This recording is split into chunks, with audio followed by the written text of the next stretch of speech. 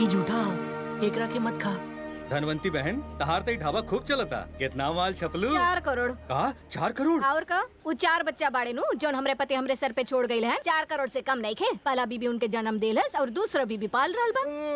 अरे हाय देख माय सिस्टर का ढाबा तो रनिंग बहुत तेज। हम कही हेलो आजा इतना देर का है कैला? हम का कही सिस्टर, आजकल हर चीज में मिक्सिंग इज द काऊ। मिल्क कम और बाटा ज्यादा देत बा, एमे काम चला लिया। अरे राजू एगो दही चूड़ा और एगो स्पेशल टी लावा है। पिंकी मुंह तक खोला।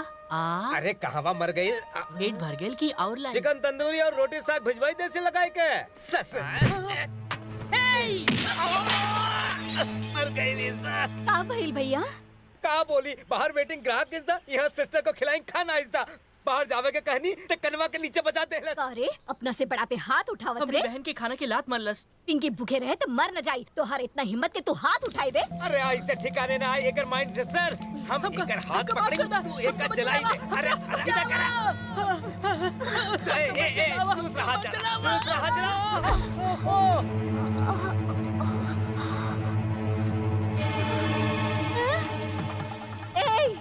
अगर दोबारा यहाँ आइला तो इन तीनन के मार डालब। ओही आग में तोरे के जला देम।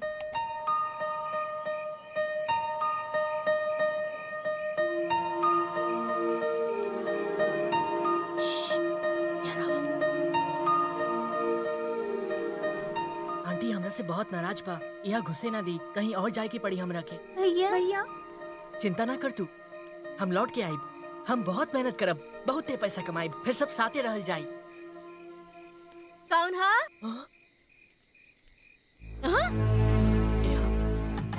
रुक भाई लिस्टर काहे चिल्लावत रहू? वो राजू वापस आयल रहल। वो देखा भाग रहल बा।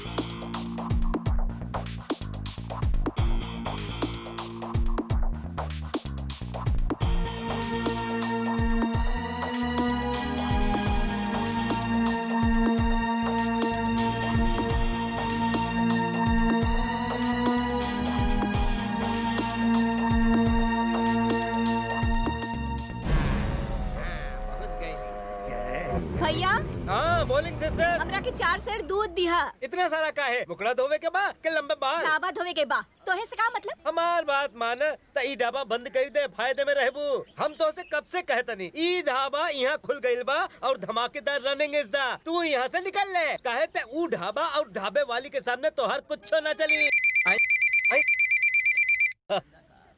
हेलो शर्मा डेयरी से हम शर्मा बोलत रही। काकल तो हार गैया दूध देला बंद कर देलस। एमा हम कुछ ना कर सकेली। तू जाना और तोहार काऊ।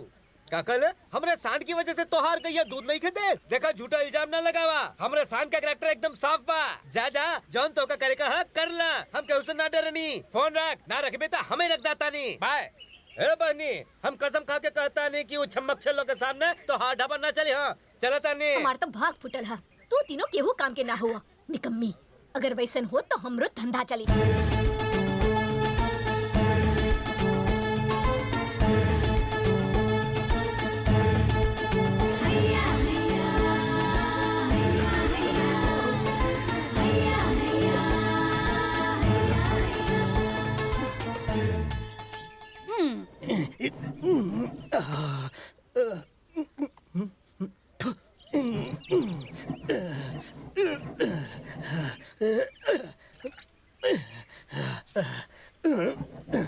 हाथ दर्द हो रहा बा। टांग से करतनी।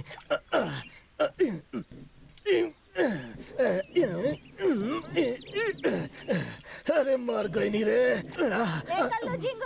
रहुआ हमरा के बुलाओ का? ढाबा में इतना भीड़ देख के हमार पारा और चढ़ रहल बा। तो से जोन बन पड़ी करा। ई ढाबा में फॉरेन कस्टमर आवे के चाहिए। से हमार का फायदा?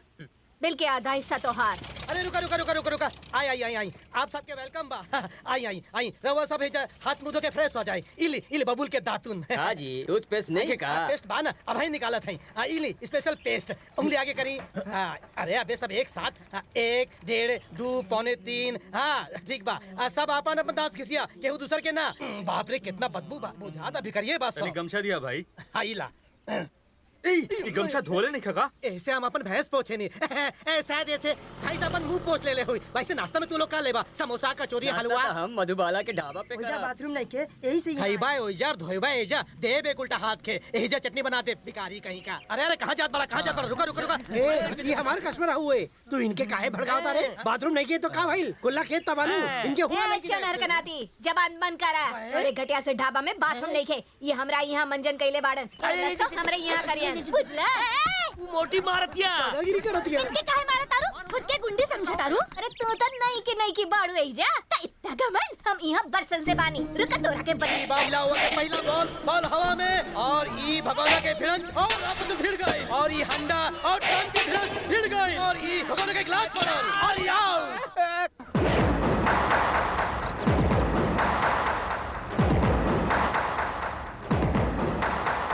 हमरे बीच टांग गड़ावे वाला तू हौ को हीरो टांग तो है अड़ाई ना जेके टांग होई बाद में दम बाकी ना का मत बल हम है माँ के लाडला बहनन का प्यारा और बाप के दुलारा बीवी के कुछो ना अरे काहे ना अगर तू तैयार बाड़ू तो चला हमार बुलबुल अरे ई लोटा के छोड़ के दिल फेंक के मारा हमरे रास्ता में आवे के कोशिश मत करिए नहीं तो बहुते बुरा होखी इतना बुरा मारब कि खुद के संग लाइना में भूत जैसा लागे हम तो ये इंतजार करल बानी कि तू कब आई के हमरा के मरबू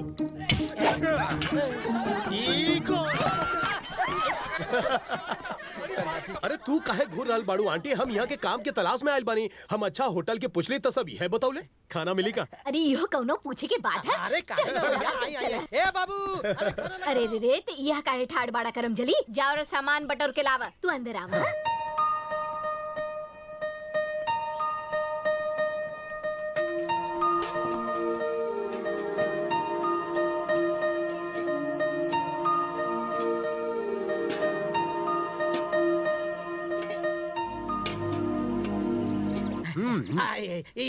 बिल बिल देख के दिल के धड़कन बढ़ गई अरे पानी लावत है अब भाई पानी लावत है आई उड़न छू अरे बाबा तू ई काहे पीसत रहा पापी पेट के खातिर सब कुछ करे के पड़ेला एह का पीसे खातिर 3 सान बाड़े हमरे लगे हमरा के रोकड़ा दे दे चल अंदर चल रोकड़ा रहता खुद के होटल ना खोल लेते वैसे हम बहुत लकी मनई है जहाँ जाता नहीं पैसा के बरसात हो जाला हमका अपन होटल में काम पे धरला फायदे में रहबू हेलो जिंगू मालकिन ई जितना के खैले बा वो अपन बिल में जोड़ लिया ओकर बाद में हिसाब कर लिहल जाई अरे काला कौआ खुद के हीरो समझ ले भैया नायका फिल्म देख ले रही ओकर पैतरा बाजी रही अरे कितना साल नौकरी करते है जा तनख्वाह मिलत हो कि ना पूछ ले जौन ना पूछे के रहे हमार बाप ही औरत के 30,000 रुपया उधार देले रहलन दिन के 5 रुपए दे के चुकावत रहली पहला 2-3 दिन तो बराबर देली ओकरा बाद काहे पता नहीं कर रंग बदल गई फिल्म दिखा के हमारे बाप के होटल हड़प लेलस फिर बोललस का तू आज से हमार गल्ला पर बैठबा कर लू ये काम हमरा अपन हिसाब के लगल ऐसा हम हाँ बोल देनी ऊ कहना उस समय हम तनी फ्री फंटूस रहनी और कुछ दिन बाद कहे लगली तनी कस्टमर के नाश्ता तो दे दा कल्लू हम सोचनी की कहानी में ई का ट्विस्ट हो रहल बा ऊ कहना हम बहुत दयालु है ना हमार दिल दरिया और समंदर बा ना फिर एक दिन कहली कल पूरी तल दा हम फिर सोचे की कोशिश करनी पर का बाना कि रहुआ तो जानते बानी ना कि हमार दिल दरिया और समंदर बा है पर असली ट्रेजेडी तो तब भइल जब ऊ कहलस कल्लू ऊ गंदा और बासी प्लेट के उकरा के घीस के चमका दा अब का कहे भैया ऊ का इस काउंटर से उठा के हमरा के बर्तन धोए वाला भाई बना देले सु अरे रे बस बहुत भाई इमोशनल अत्याचार मत करा अब देखिए तोहरा साथ साथ हम ही होटल को होलिये बदल दे तू कर हमार सेवा और ला हमसे भैया मेवा आशीर्वाद ए ससुर के नाती सुना वो टेढ़ा क्या और कितना टेढ़ा बनाईबा आटा अगर कढ़ाई में जाए तो पकौड़ी बनी पकौड़ी अगर कस्टमर के प्लेट में जाए तो माल मिली पर माल कमावे खातिर कस्टमर बाड़े कहवा ए आपन चपड़ बंद करा हम घाट के पानी पियले बानी और चप्पे का खाना खाइले आई लागत तोहार तवा तनी गरम हो गइल बा आज तनी धीमा कइला ना तो रोटी जल जाई अरे बाप रे इतना रजनीकांत स्टाइल में डायलॉग बोला था अगर ऐसा नो ये बोली तो कहीं हमार विकेटवा ना गिर जाए बिच्छू आवता हट जाओ इजा से बिच्छू आवता लंगड़ी बाड़ू का उठे के नहीं खे? ई का करी अपाइज भी ये चल फिर ना सकेली।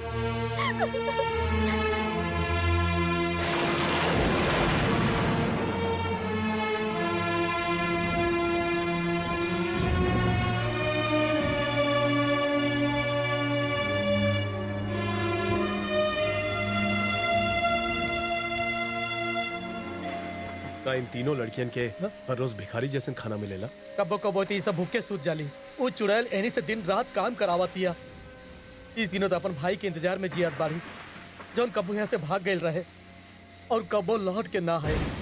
ये बतावा वो लड़की अपाहिज कैसे हो गई? कुआं से वो हमेशा पानी निकालत रहली। रस्सी खींचत खींचत ओकर हाथ सूजत रहे। और ई मतलबी सौतेली माँ ओकर आंसू ना देखलस। उसे कहत रहे भाई जैसी मोटी हो गई बारू खा खा के। वो पिंकी के बाल पकड़ के जोर से ढकेलस। वो बेचारी लड़की के टांग टूट गई। वो औरत इलाज के खातिर 500 रुपए तक ना देलस और पिंकी अपाहिज हो गई। अगर ओकरा टांग ठीक करे के बा तो ओकरा इलाज के खातिर बहुत पैसा लगी गुरु। हम ओकर इलाज करवाई। चलो चलो जल्दी करा, बस यहाँ आधे घंटे रुकी। नहावे धोए के आउट डोर करेगा, जल्दी करा लो। हमारा मतलब हम मुसाफिर हो, जन्म जन्म के भूखा भाई लोग और ओकर भाई हमरे ढाबा पे ताजा खाना खावे खातिर आई। यहाँ चांदी पाओ स्कीम चल रहा बा। जौन लकी होई ओकर खाना में चांदी के सिक्का निकली। ये कैसे स्कीम बा? चांदी के सिक्का मिली? आज के जमाने में चांदी महंगा हो गई है और ये लोग कितना अच्छा लोग बने। ये लोग तो चांदियों बटत रहे भाई। तो चला लुटल जा। आई आई आई आ जा चला आवल जा।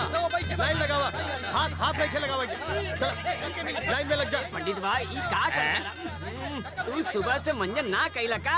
अरे पहले चांदी के सिक्का मिले था, फिर चांदी के बत्तीसियों लगवाए ले। बदबू आवत का?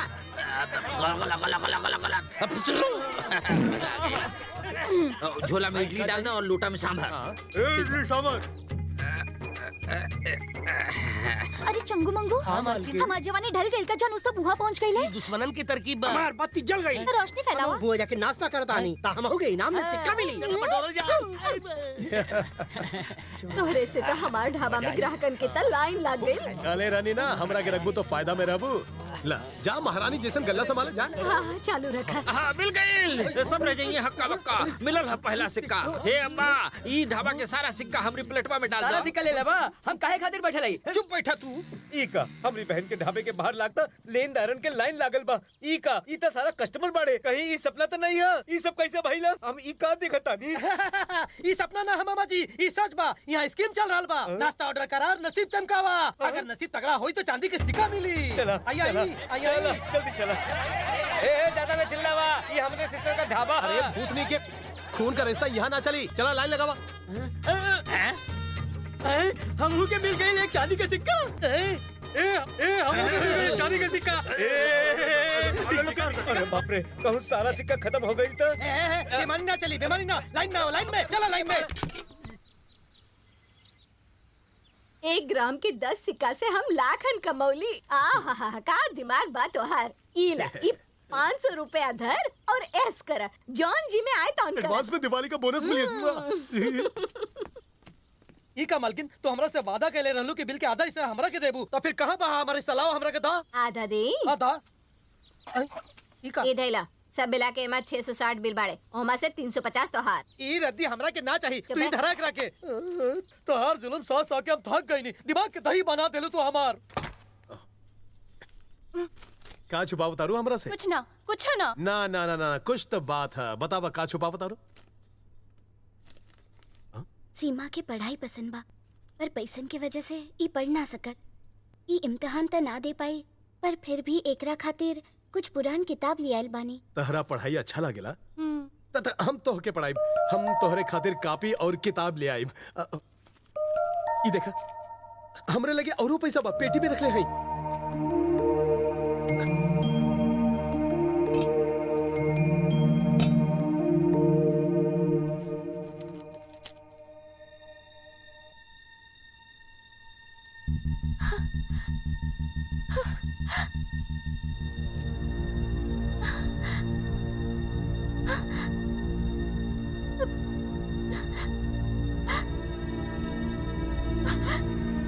जब हमार भाई हमरा से दूर जात रहा है तो उ ई फोटो हमरा से ले ले रहे। ई ये तोहरे लगे कैसे पहुंचल? मतलब तू ही हमार भाई हुआ।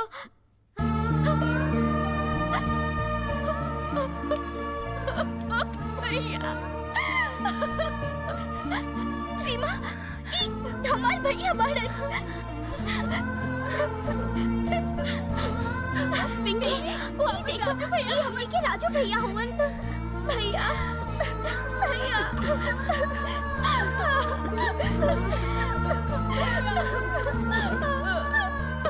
राजू भैया।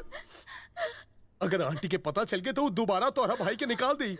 ओकरा के कुछ मत बताई। हाँ तोहरा के कोनो तकलीफ ना होगी। हम आ गए ना, कोनो तकलीफ ना होगी, चिंता ना कर।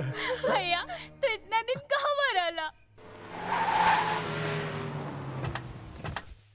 भाई शक्तिनगर से कुछ लोग आइल बा। कौन हुए? ठाकुर विजेंद्र प्रताप के बेटवा। का बोली? भेज दा अंदर। नमस्ते। हाँ नमस्ते, बैठा।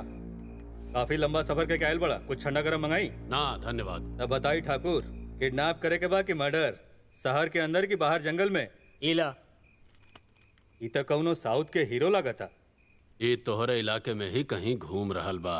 एकर जानकारी देबा तो 10 लाख मिली। तोहार नाम तो बहुत सुन ले बानी, ई काम कर पाइबा? भाई एक के छपाटे में ओकरा के मसल दी।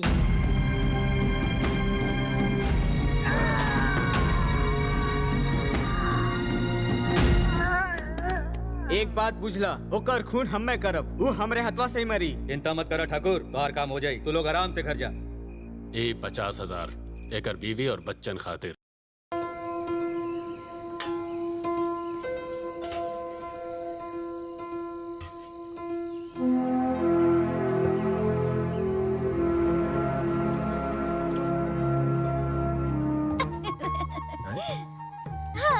जेकर घर कांच का होला वो दूसर के घर पर पत्थर ना मारे ले। ई ठंडा हवा त हमरे तन बदन में आग लगा देले बा। तू हमार धंधा चौपट कर दिहला, बर्तन फेंकवा दिहला, तब हम नाराज नहीं की भइल। हमार दिल की छू कर देखो कैसन धक धक धड़कता।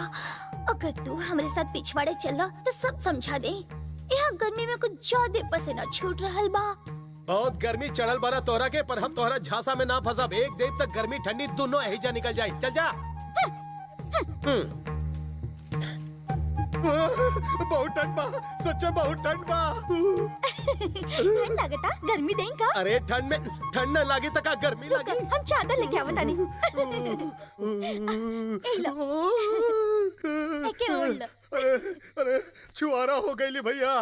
का हो, सिर्फ चद्दर से का हो?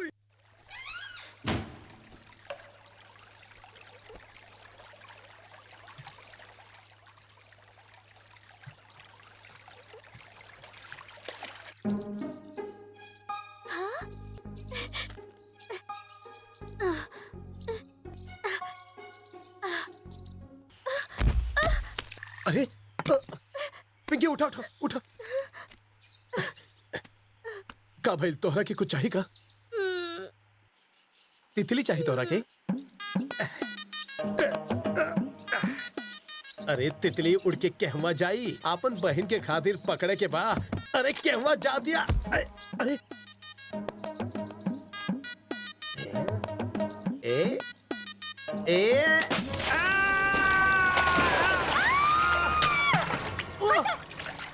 अरे हम तोरा साथ नहाए खातिर नहीं, अपन तितली लेवे। चिल्लावा मत, सब सुन ली है। चलो उठाइए जा से। अखबार बंद करो। बोला था अखवा बंद करा, फिर देखे खातिर बचल का? वैसे तोहरा के हमार तितली दिखल का? हमार कंधा पे बा। अरे का कर तारू, पकड़ा ना। अपने तौलिया बा, तो ही पकड़ लो। ए ऊपर ना, नीचे नीचे नीचे नीचे, उतने नीचे ना, ऊपर ऊपर ऊपर ऊपर ऊपर ऊपर ऊपर ऊपर, बाएं बाएं बाएं। ओह उड़ गई। अब का होई? हमारा अखवा बंद करके तू मजा ले तारू। कहर गइल हमार तितली।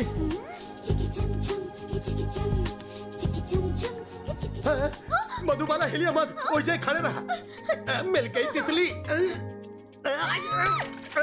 अरे कहाँ जाती है हमार तितली? अरे रुको रुको रुको रुको रुको। अरे किवड़वा काहे बंद कर ले लू? हमका अपन तितली चाहिए। अरे हमार तितली वापस दे दो, दरवाजा जल्दी खोला। हम कपड़ा बदला दानी।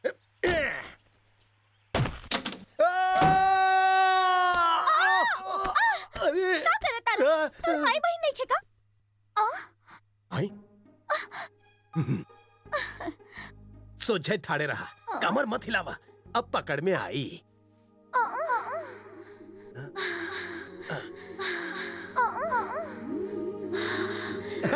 बहुत फुदकत रहलू ना।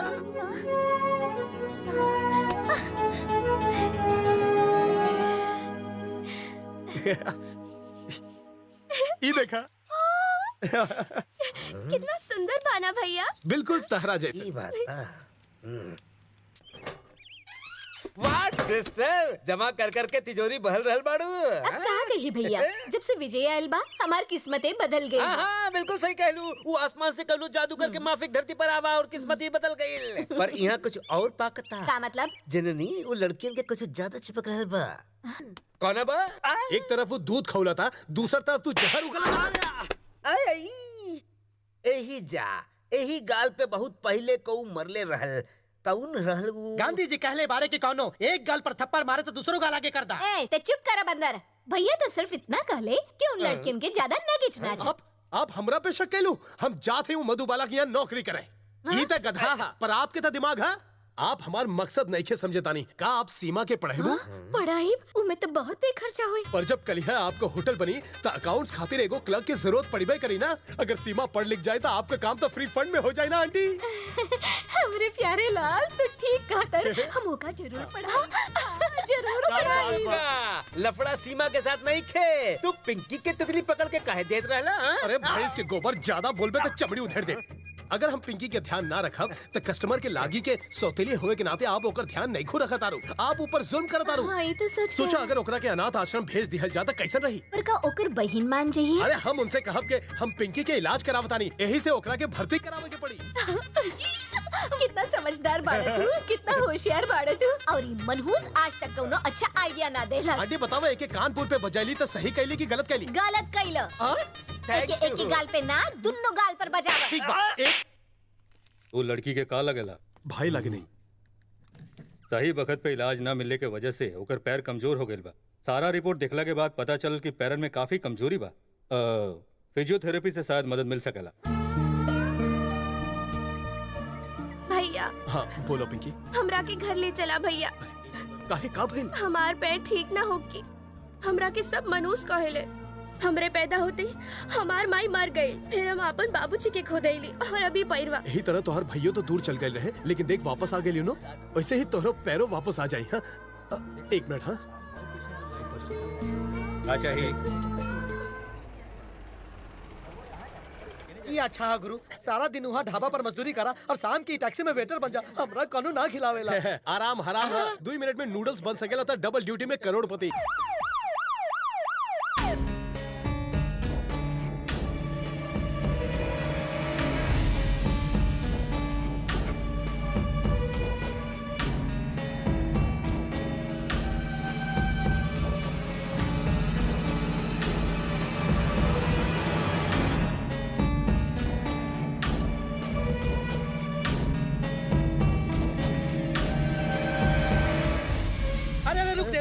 तो हार मैडम 2 दिन से अपन ढाबा काहे बंद कर ले? का बताई यार, मैडम 2 दिन से अपन सुनत खो बैठल बाड़ी। वो केहू से बातचीत नहीं की करत, बस खुदे से ही बात करत रहेली।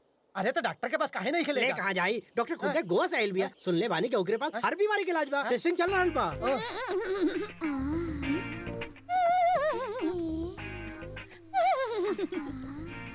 105 110 120 फुट गइल। ओ माय गॉड, एकर छूत की बीमारी लवेरिया भइल बा। लवेरिया? ये पहली बार सुन ली। ये बीमारी आज के ना हो, आदम हवा के समय से चले आ रहल बा। अरे ओ बाबले, तो भोजपुरी फिल्म ना देखेले का? इन सब के इहे बुखार भइल रहे और भगवान शंकर के देख के पार्वती जी के भी इहे बुखार चढ़ल रहल। एके दिल दिमाग के संतुलन नहीं खे, पूरे दहिया में आँख के लपट उठ रहल बा। का ई बीमारी के कोनो इलाज बा? बिल्कुल बा, पान पत्ती के लेप लगावा। पान पत्ती? हाँ, पुराना जमाना से इहे चलत आवता। ओल्ड इज गोल्ड, बहुत पुराना तरकीब बा, फिर से फैशन में आ गइल बा। बदन के गर्मी खींच लेला। ऐसन का? अश्लील कुमार, चल जा 1000 पान के पत्ती लेके आवा। एक बार जरा रुका, जरा बतावा, वो गबरू जवान कवा रहे? रहेला जेके वजह से एके लवेरिया भइल। ओह, गबरू जवान अश्लील कुमार। 1000 पान के पत्ते एक्स्ट्रा ले आवा। एक्स्ट्रा पान पत्ती ऊ का खातिर? हम के लवेरिया बुखार चढ़े वाला बा। हमरे लिए बड़ा साइज के पत्ते ले आ।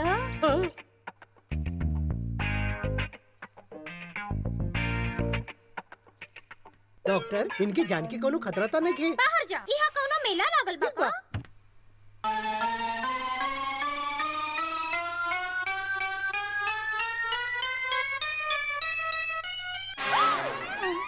ओह माय गॉड, ये प्रेम के मारी हा के चूल्हा के जारी। ये सारा पति तो सूख गइल। हमरा के का भइल बा? तोहर हालत बदतर हो जा रहल बा। तोहर दिल तोहरे काबू में नहीं खे। ये बंदर के तरह उछल रहल बा। यही लिए तोहरा के ओका प्यार के बंधन में बांधे के पड़ी। तोहरा के ओकरा संगे भड़कीला एगो गाना गावे के पड़ी। अगर तू ऐसा ना कइलू तो तोहार दिल भक भक इंजन हो जाई। वो प्यार के भाषा ना बुझेला का करी? उंगली टेढ़ी करा मुन्नी। ओका प्यार के एक छप्पी दे दा। हमरा के ओके पास जावे से डर लागता। ओह माय गॉड, हमरे पास एगो दूसरा तरीका भी बा। तो ओकर कपड़वा लपेट ल, तोहार पारा कम हो जाई और ओकर पारा चढ़त जाई।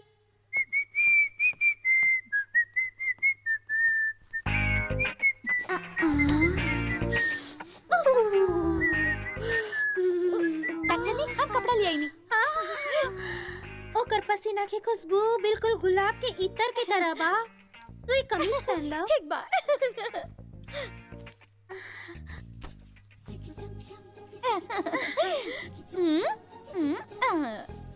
हमका डॉक्टर नी ना टेलराइन होके के चाहत पेंटवा काहे काट देहलू? अगर फुल पैंट पहनबू तो रिजल्ट अंडा मिली। तोहरा के गरम मसाला लागे के पड़ी। एका ट्राई करा। या वेरी गुड, एकदम गुड़ के भेली। अच्छा तब हम जाई। तनी रुका।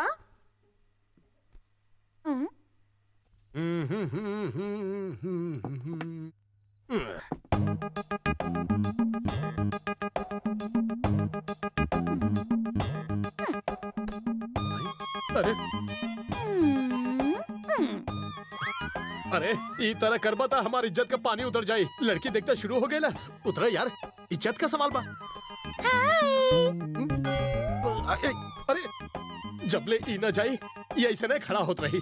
बेहतर है कि हम ही अंदर चल जाई। वो चल काहे गइल? ओकरा पर असर शुरू हो रहल बा। ओकरा दिल अगर बस में करे के ह त ओकरा के ई दवाई पिला दो। Satisfaction guaranteed. अगर ये काम कर गइल त ये पूरा ढाबा तोहरे नाम कर देब। वैसे बतावा ये दवाई खाए से होखी का? एका खाए से वो हीरो तो का बाहों में भर ली और फिर सुतल ना जाग जाई। प्लीज मान जा। हाथ जोड़ो थई। रुका रुका रुका, हम ओकरा ये दवाई खिलाता देव। फिर वो शेर जैसन उछल के हिरन के भाभी तोहरा के जकड़ ले। पर ये पकड़ा पकड़ी में हमरा का मिली वो बतावा। अगर तू हमार काम कर देला तो ये ढाबा तोहरे नाम कर देला। एकर मतलब कलिया से ये ढाबा के पुराना नाम कैंसिल होना का नाम हो की कल्लू के सुपर हिट ढाबा। ठीक बा। हम ये दवाई के डोज ओकरा के जरूर दे और तुम्हारी ढाबा तोरा से जरूर ले। बहुत जल्द वो तुम्हारे प्यार में डुबकी लगाई। बस तू श्रृंगार करके तैयार रहा डुएट गाना गाए के खातिर।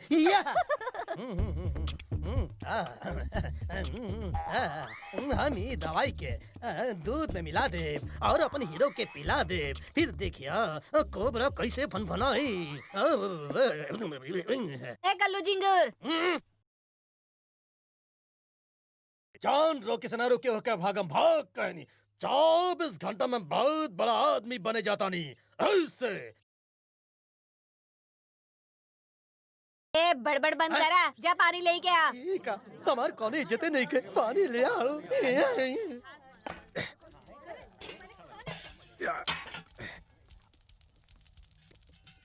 ये गरम मसाला कहाँ धर देले भाई?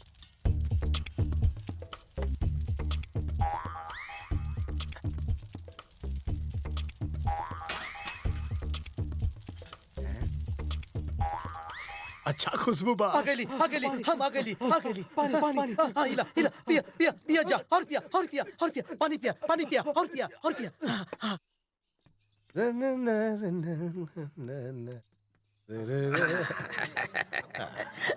तनी और दा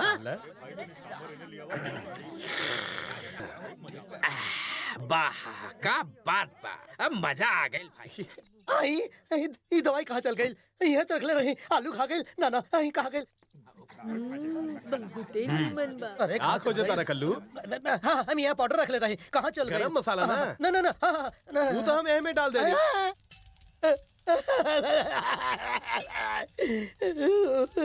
में डाल दे रहे। हाँ ये इतना टेस्टी बना है कि लोग कटोरी चाट चाट के खा रहे। मतलब सब लोग खा भी ले। अब रासलीला शुरू होए वाला बा, लाइव टेलीकास्ट देखल जा। ई चैनल दोबारा कबो देखे के ना मिली। टर्की बुढ़ाऊ का करत हो? बिना सेंसर के फिल्म। चल हट बुढ़ाओ, घर में माँ बहन नहीं थे का? दैया रे दैया। साला घर की बुड्ढा सटिया गई बा। दूर हटा। अरे बाप रे, ये तू का कर अरे हम कुछ ना कहनी। अरे तोहार हीरो हमार पीसल दवाई के मसाला समझ के खाना में मिला के इनका के दे देलन। अब ये सब बुढ़ऊ ठड़की हो गए बड़े।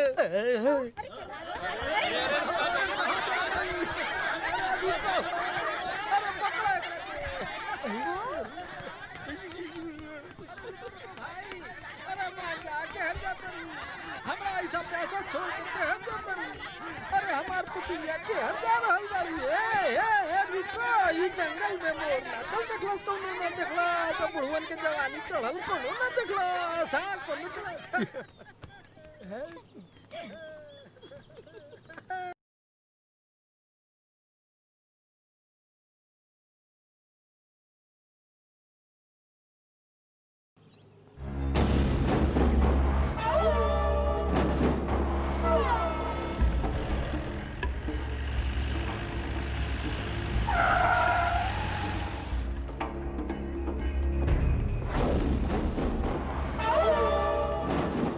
जियत रहा बेटा, मार देला ना ओकरा के। अरे चुप कहे बड़ा सांप सुन गइल बा का? पता बा कैसे हलाल कइला ओकरा के टुकड़ा टुकड़ा कर देला या ओकर सर धड़ से अलग कर देला? अरे ओकर लाश केने बा हमरा के बतावा, लेके आवा ओकरा के। हम ओकर लाश के कुक्कुर से नुचवाई बरो पे थूक के अपन बदला पूरा करब। अरे कुछ बोलत काहे नहीं खा? ओकर टुकड़ा करके कहां फेंकइला?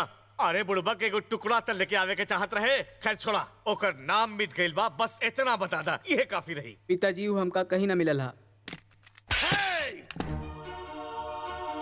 पूरा रात जागत रहली बिना कुछ खइले पिएले, एह इंतजार में के भोरे भोरे पानी पियब। जब सूरज के निकलते हम ओकर मरल मुंह देखब। ओकरा के मार के लगता था तू जे चाहता हम दे देती, पर तू दुनो बुड़बक बिना ओके टपकइले खाली हाथ वापस आ गइला। अरे लानत बा तू दोनों के जिंदगी पर, अपन बाप के नाम मिट्टी में मिला देला तू। अरे तू जैसा नामर्दन के पैदा कैले से अच्छा होइत कि हमरा को ना औलादे ना होइत। तू दोनों है आवा, तू दोनों जाना तारू ना कि हम बिना हाथ धोए काहे खाइली? तू तो देखले बालू नू, तहरा के पता बानू तहर बाप तो के हमरा घर के बहू काहे बनौलस? काहे कि हम सबके सामने ओकर हाथ ओकर शरीर से अलग कर दिले रानी। हम के इनकार करित? ठाकुर हई हम अपन मर्दानगी ऐसा ही दिखावेली, तब जाके तू बहू बनलू हमार घर के। पर तोहनी के पति इनके तो चूड़िया पहने के चाहे, ई मर्द ना नामर्द वाले साले। ना मर्दन के खातिर तू लोग मंगलसूत्र काहे पहनले बाड़ो? निकाला ही सब। कहता अपन पतियन से कि तू लोग मंगलसूत्र तब्बे पहनबू जब ई दोनों दरिंदा के मुआ के आई है जे हमार पैरवा काट देहलस, नहीं तो तू दोनों ही घर में विधवा जैसन जिंदगी बिताइबू। सुना, अगर तू दोनों में दम ना हा तो हम दोसर शादी करके अब अहियो बहादुर पुत्र पैदा कर सके, नहीं बुझला? ना बाबूजी, जब तक हम ओका मार ना लेब ई हवेली में कदम ना धरब।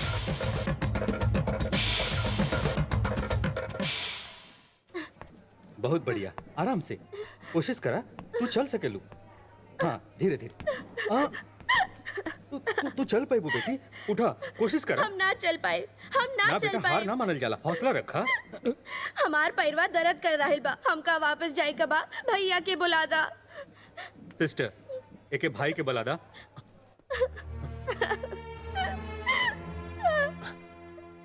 सुना पिंकी, हम जाना तानी कि तहरा के दर्द हो रहल बा, लेकिन डॉक्टर के कहल तो माने के पड़ी नू, नहीं तो हमार बहन डांस कैसे करी? जेकर पैरन के थाप पे तहारी प्यारा भाई, तहारी भाई खुशी से झूम उठी। हम तोहरा के नाचत देखे चाहता नहीं, शादी के समय जब तू चल के साथ फेरा लेबू तो ये भाई तोहरा पे फूल बरसाई। और ये सपना ना है पिंकी, ये सच हो सकेला। डॉक्टर के कहल मनबू नो। इली अगला हफ्ता इलेक्ट्रिक स्टिमुलेशन देवे के बा 5000 रुपया जमा जी, करा ठीक दिया। चलो चलो उठाओ चलो आराम से। आइला हमार ई चमकत बिजनेस देखी के बंद करेंगे अपना ढाबा इज्जत। वो पगलिया विजेवा के प्यार में इतना पागल हो गई बा कि सब कुछ बेच खोज के कंगाल होके चाहतिया। हमरा के काम मतलब एक ढाबा बंद करे से अपना तो फायदा ही फायदा बा। सिस्टर ई खुशी के मौका पे हमका एगो कुर्ता और धोती दे दे।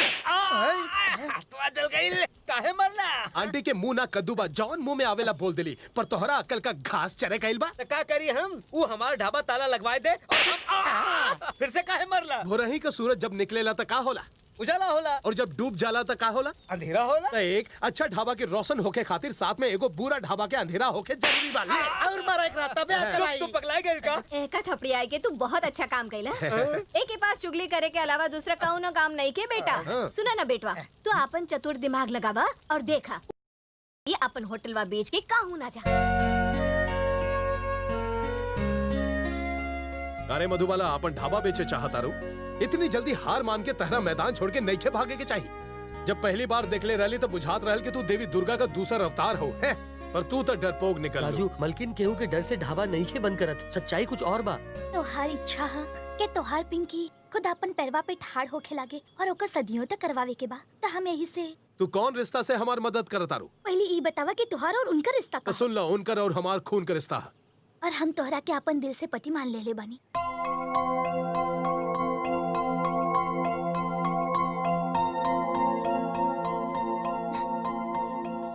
माफ करो सेठ जी, हमरा के ढाबा नहीं खे बेचे के। इला तू जॉन कइला ई हमरा के नीक ना और लागल। तू हमरा के नीक लागता रू। जौन दूसरे के दर्द बाटेला उहे नीक इंसान कहलावेला। और तू तो हमार दिलो तो हथियार ले ले बाड़ू। चल ना चल जाई।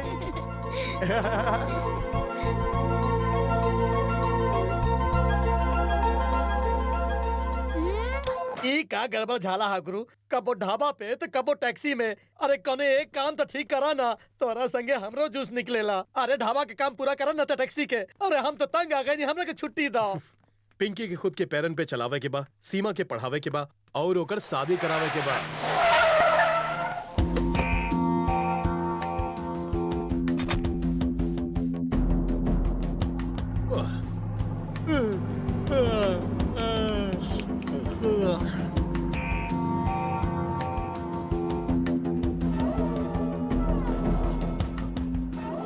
ये फोटो वाला आदमी के कहीं देख ले बड़ा? ना ना ना ना देख ली।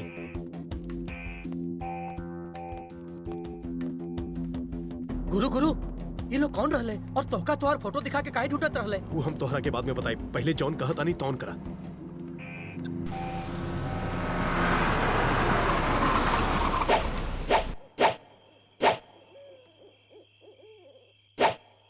जकरा के तो ढूंढा तारा ओकरा हम चला तानी। बतावा कहवा मिलियू? हम का काम मिले इनाम दे। बतावा कहवा मिलियू? बगैर सावन के धोआ तारा अब ना जरा बताई। बम तो दे रे। चल मुंह खोल। हमार मौन बरत खोल तो हर मुंह में बम धरा। लोग बम के इन्फॉर्मेशन खातिर माल देले और तू इन्फॉर्मेशन खातिर बम दे रहल बड़ा।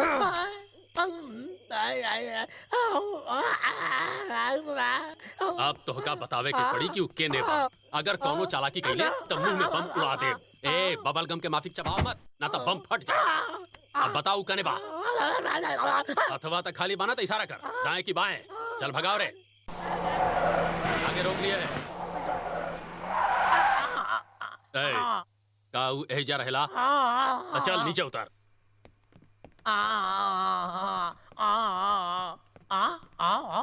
अब बताओ कहवा बाऊ? बाहर बुलाओ ओकरा के। बम मुहवा से निकाल और बुलाओ ओकरा के। निकल गई का के बुलाई।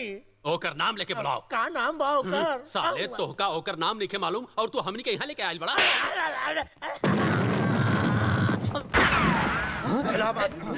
गिरफ्तार कर ला इनके। ए एसपी, हमनी के अरेस्ट करे के बाद नतीजा जाना तारा?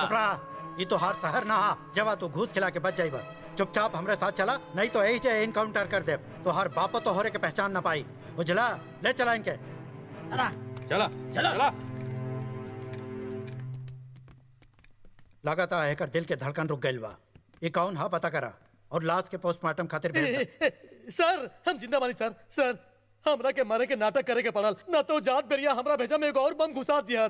सर हम ऐसे एक बहुत बढ़िया कलाकार बानी सर। सर हमरा के इनाम मिली ना सर? तोहरा के ना, वो इंसान के मिली जौन फोन करके हमरा ई बात के इत्तला कइलस। बुझाइला के ना?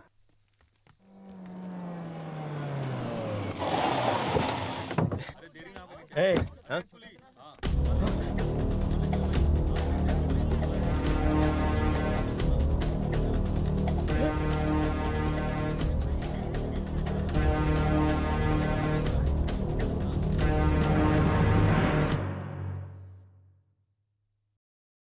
तू उनके बेल दिलावे में नाकामयाब भइला, फिर तू अपनी मुंह लेके यहाँ आ गईला। दफा हो जा।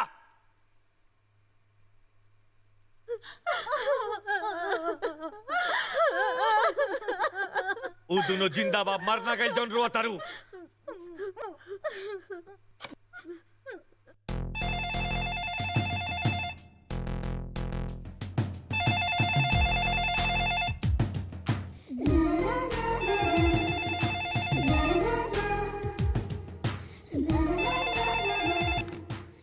Hello, who's this?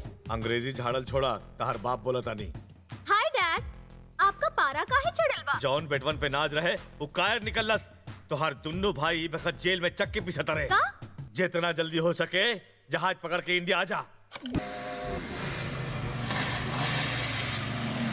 का गुलाई बा? मटके के? मटका के ना भाई, मटकी वाली के।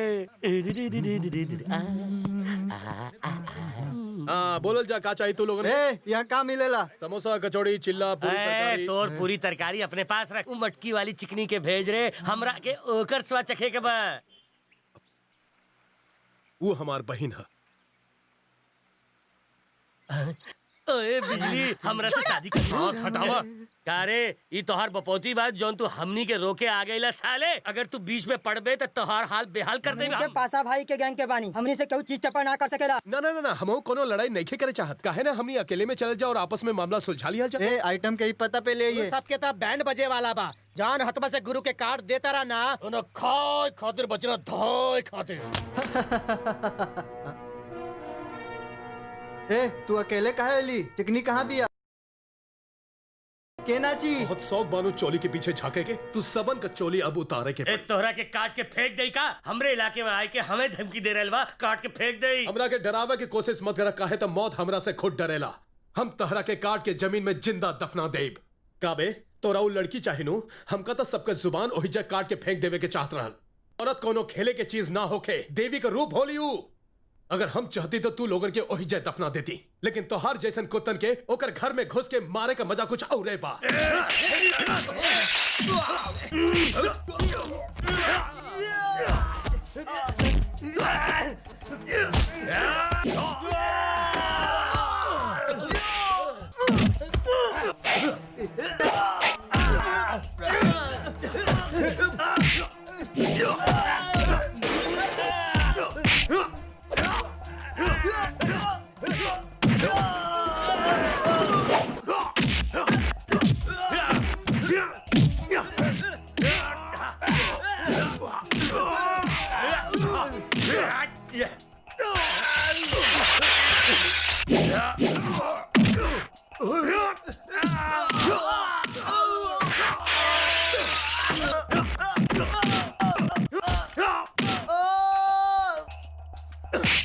अरे रुक सारे।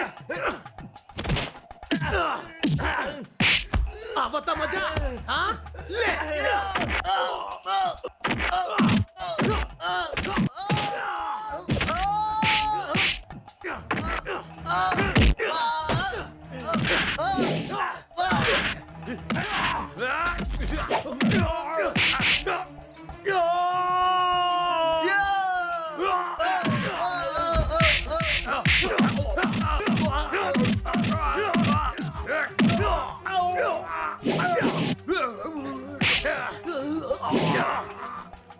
कुकुर कतों के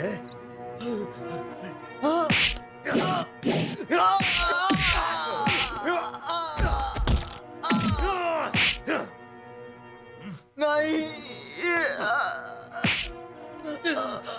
हम तहनी के ऐसा नंगा नाच नचाइब के नानी आता जाई बुझला। ओके बात तू लोगन लड़कियन के छेड़े का दूर ओहनी के आंखों उठा के ना देखबा।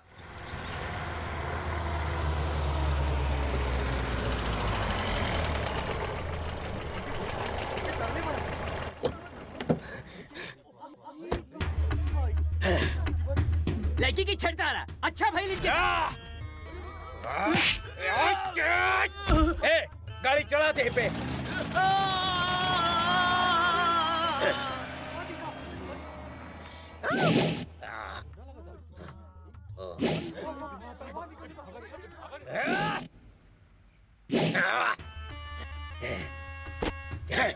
जौन रास्ते से हम गुजरे नहीं लोग उस रास्ते से कब्बो निकलने की हिम्मत न करे ले। एयरपोर्ट पे हमका देख के पायलट उतरे के बजाय यू टर्न ले लेता हुआ। अरे हमार नाम सुन के तकदीर बलन के किस्मत पलट जाले। अरे अपने भाई के अपन भाई के ऊ ढाबे वाला मार के चल गई।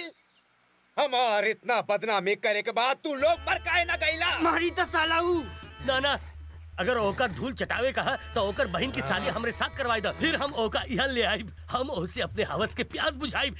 फिर तू अपना प्यास बुझाई लिया। छुछुंदर के जात उस साला केहू के मुंह दिखावे के काबिल ना रही। डॉक्टर साहब, हमार बहन के नेबिया वो अस्पताल में नहीं खे। वो लंदन से एगो लेडी डॉक्टर आयल रहल।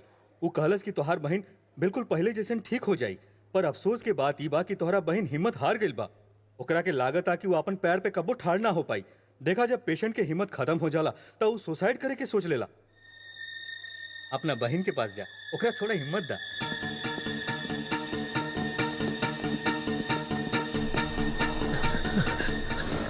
का कोनो बच्ची एने गइले सा? रेलवे फाटक की तरफ गई बिया।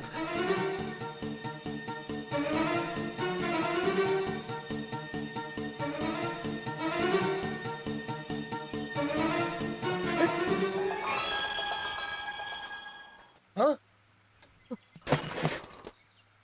पिंकी रुक जा। पिंकी वापस आवा। पिंकी रुक जा। पिंकी पिंकी पिंकी पिंकी रुक जा।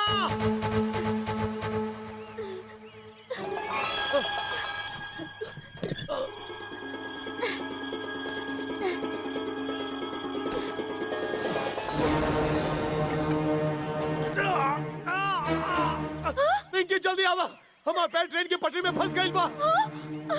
भैया पिंकी ट्रेन आ रहल बा।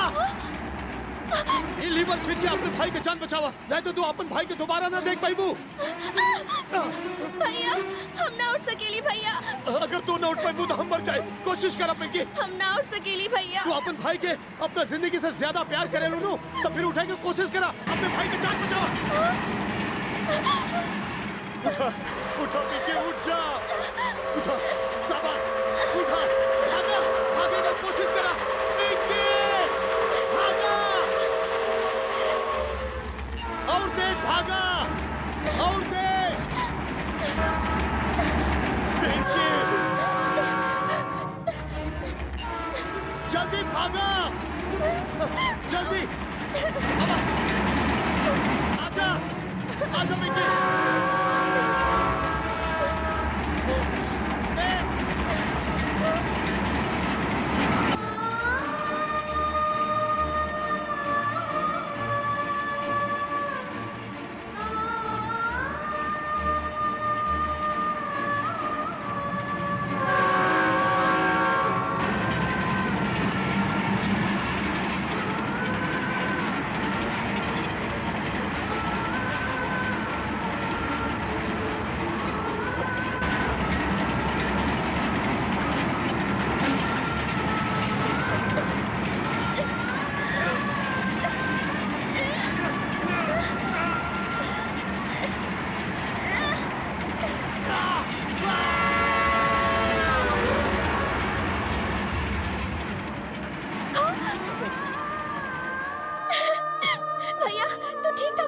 हमका कुछ ना भाई पगली, तू तो फिर से दौड़ो तारू।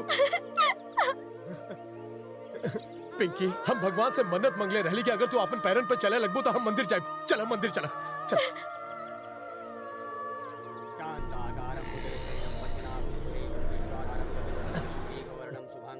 लक्ष्मीकांतम कमलनयनम योगी विद्यान। विजय विजय विजय तोहार आंटी ओ कमीना बंडिया भाई से पैसा लिए ले बिया। ओ तुहार बहन राधा के शादी बंडिया के भाई से करवावतिया। वक्रतुंड महाकाय सूर्यकोटि समप्रभ निर्विघ्न। ए तो चुप, ए चल, तैयार हो, ए चुप।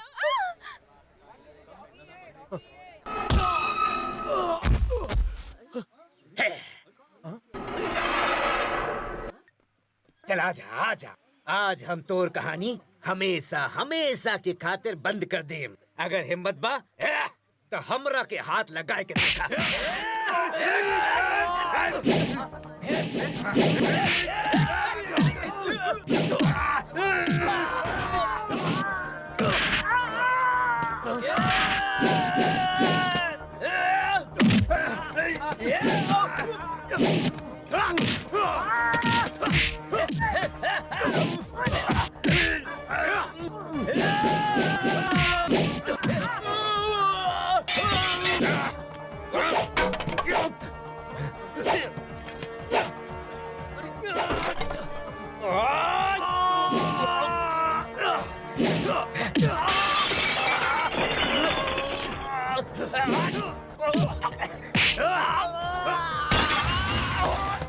नहीं, हम कई शादी नहीं की करेंगे।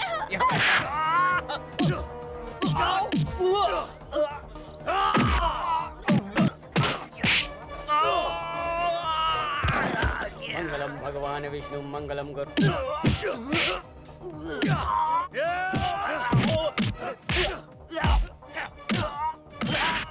ए बहना, एक बहना। चला, जल्दी चला। चल, तू चल।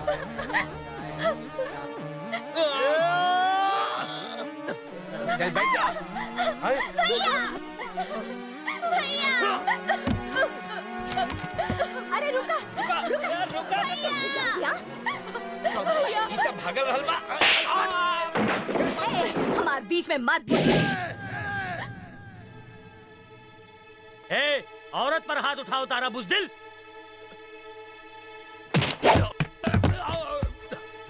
अगला दफा यह नारियल तोहरे सर पे फोड़ब। हमार बहन से शादी करे चलल। कौन बहिन केकर बहिन तोहर इनसे खून के रिश्ता नहीं खे। हाँ ता का भइल? फिर भी अनाथ आश्रम में डाले के बजाय ई पिंकी के अस्पताल में भर्ती कराइलन। पिंकी हेने आवा।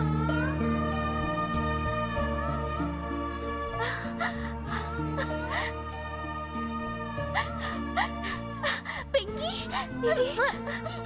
देख लो, तू हमार आंटी बाड़ू यही से माफ करता नहीं, नहीं तो इनके तकलीफ देवे वाला के तो हम तोड़ देता नहीं। वो हमार बहन है। झूठ।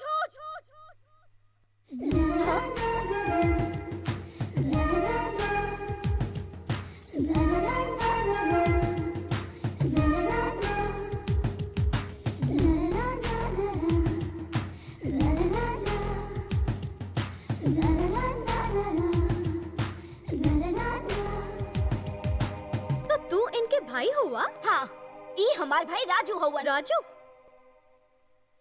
का ई बात सच है? हाँ, ई धोखेबाज ओकर रूप धइले बा समर सिमर रेड्डी। हाँ?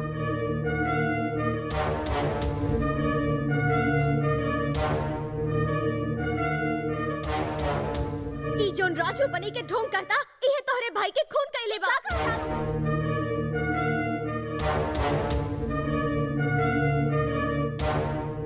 अब चुप काय ठाड़ बाड़ा राजू। अगर ये सच बा कि तू राजू के खून नइखे कइले और सच में तू इनके भाई राजू हुआ, तो ई तीनों के सर पे हाथ धर के कसम खा और हमरा के झूठा साबित करना।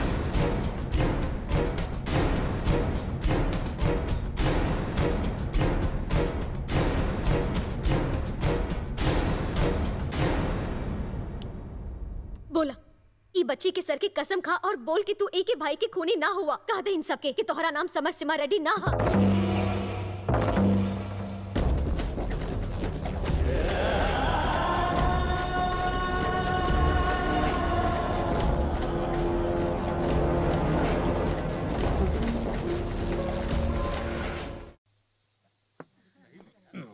पार्टी मनावा तारा कल्लू बाबू। अचानक का भइल? अरे संतरा चढ़ गइल बा जोन तू पागलन की तरह रोवत तारा। अगर हम तो का प्रॉब्लम बताए तो सॉल्व कर दे बा। हाँ हाँ कर देब। सच्ची? हाँ तो दे ताली। वाह वाह वाह। ई का बा? धरती। ऊपर का बा? आकाश। नहीं नहीं नहीं। सही जवाब देवे पर कोनो मारा था का? अगर धरती धरती बा और आकाश आकाश तो हमार गुरु अचानक समर सिम्हा रेड्डी कैसे बने? बोल बोल। रुको का भाई तू एकरा के काहे मारे तारा? अरे जंग आप बैठ।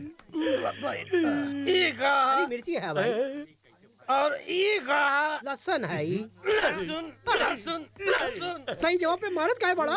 जब हरा मिर्ची और लहसुन लहसुन तो हमार गुरु अचानक समर सिम्हा रेड्डी कैसे बन गए? बोल बोल। ई का करा तारा? रुका रुका रुका रुका रुका। अब मरद काहे बड़ा शांत हो जा। काहे रुलावा तारा ई छोटा बच्चा के? हां देखो तो कल्लू बताओ का भाई हम के बताओ हम तोहार प्रॉब्लम सॉल्व करब। पंडित जी कहा ई तो लोटा ए चीटिंग मत करो। और पंडित जी कहा पंचांग है भाई। ए टांग मत अड़ावा हमके सारा उत्तर मालूम बा। ई हम दोनों के बीच के बात हो। हाँ कल्लू ई है लोटा और ई है पंचांग। अगर सही जवाब दे लिए हैं तो तू हमके ठोकर काहे बड़ा? जब लोटा लोटा और पंचांग पंचांग तो हमार गुरु अचानक समर सिम्हा रेड्डी कैसे बन गए? रुका रुका रुका। तो हर गुरु के नाम विजयवा बा। का जी जब सही जवाब देता नहीं तब वो मारत हुआ। जब वो दिन लड़की गुरु के समर सिंह रेड्डी कहत रहे तो उनका के कहे के चाहत रहे कि हम समर सिंह रेड्डी ना है गुरु है। पर हो जा हम ना रहली नू। सब हमरा से ए रुका। अरे वाह वाह वाह वाह वाह। एकर हिम्मत तो देखा। सबका टोपी पहना के घरवा में घुस गई और तीनन के जाल में फंसा ले है। हम बतावत है के एकर इरादा का रहल। इन तीनन के ले जाई के दूसरे शहर के बाजार में बेचे के चाहत रहल। कितना बार समझो ले रहले तोहरा के बहना ई तीनन के ई कमीना से बचाए रखी है। पर तू हमार ना सुन लो। ई थप्पड़ हमरे गाल पे ना तोहरे गाल पे पड़े है। बंद कर ई चक्कर पकड़। सुना ऐसे पहले कि हम पुलिस के बुलाई एजा से चल जो।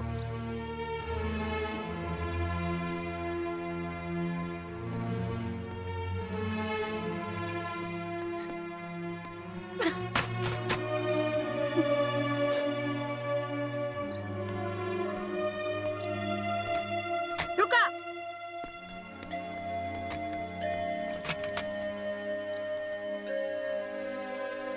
ई हमार भैया के तस्वीर है। तोहार जैसन खूनी एकरा के अपने संगे ना ले जा सकेला।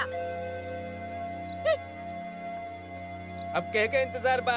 सामान उठावा और निकल पतली गली पकड़ के। बड़ा हीरो बनत रहला।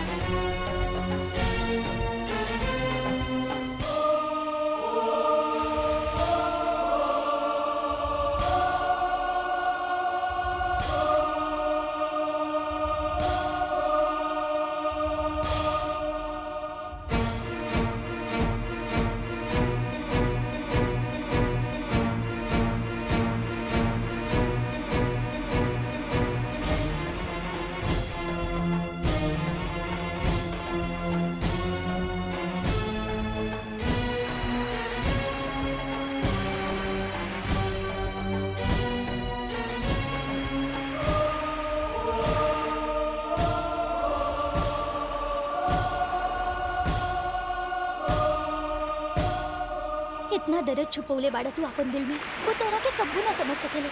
ऐसे तो बेहतर होके कि तू एजा से हमेशा खातिर चल जा। ना हमके यह रह के पड़ी जब तक हम अपन बहनन के शादी न करवा दे हम कहूँ न चाहिए। ऐसन बात तू हमरे ढाबा पर चले। ढाबा छोटा है तक आगे पर हमरे दिल में बहुत जगह बा। लगा था कि हमार मालकिन विजय के लिए बा इंगेज। तब बे तो सजावतिया से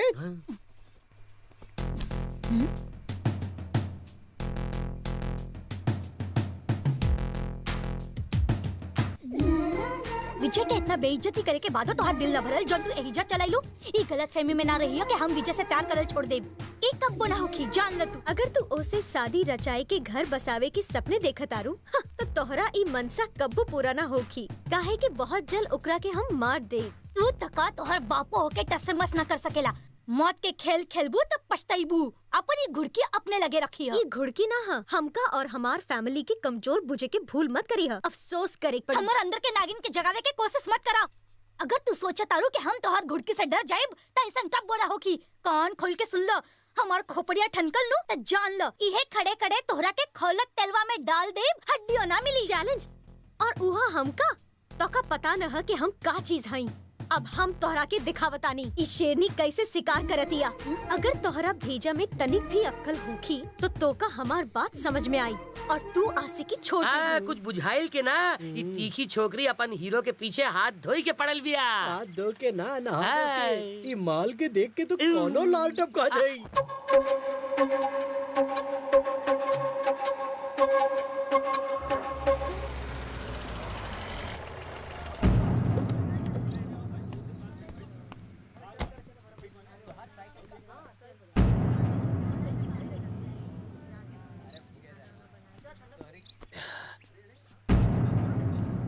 भैया पास साहब कैसे अरे बहनिया तो का आ जाओ, अपन भैया के याद बा। अरे अब तो सुधर जा भैया, तोहरे खातिर हमका बड़ा फिक्र होवेला। ये बार बार की जेल के चक्कर, आखिर तो अपन काला धंधा कब बंद करबा। चल बैठा। अरे रे, जेल के सूखा रोटी खा के तू तो हड्डी हो गई। रुका, तोहरे खातिर बिरयानी बना के लाऊता। जैसन चाहिए वैसन ही हुई। ई तोहरे से शादी करी। हम एकरा से शादी ना करब। अरे तो का अपन सुंदरता पे इतना घमंड बा, अब ही तोहार सारा घमंड तोड़ देता नहीं।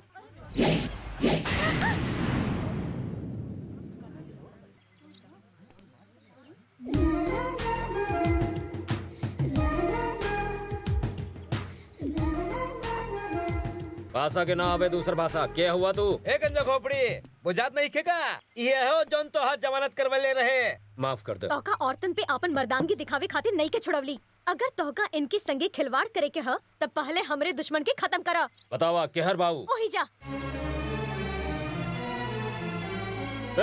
हिम्मत बात अब बाहर आवा, अंदर का करता तू?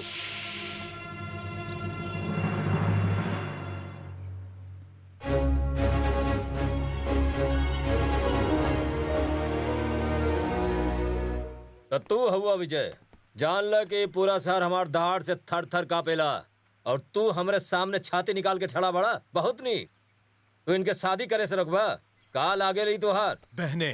तोर बाप तो रंगीन मिजाज निकलल और कहाँ चक्कर रहल होकर। जबान पे लगाम द गंजू। चल इनमें से कौनो तोहका अगर भैया कह के पुकारी तो ई पासा तोहार गोड़ छुके सन्नाटा में यहाँ से यही बखत वापस चल जाई। चल बोल लड़की।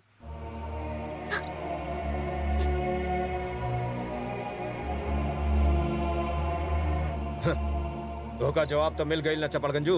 अब चुपचाप अपन समनवा बांध और निकल ला, नहीं तो तोहार देही के टुकड़ा टुकड़ा कई के गंगा में बहा दे। तोहार इन खोखली धमकियन से हम न डरब। जब तक ये हमका भैया न कहिए हम यहाँ से कहूँ न जाइब। तो ऊपर जाए की तैयारी शुरू कर।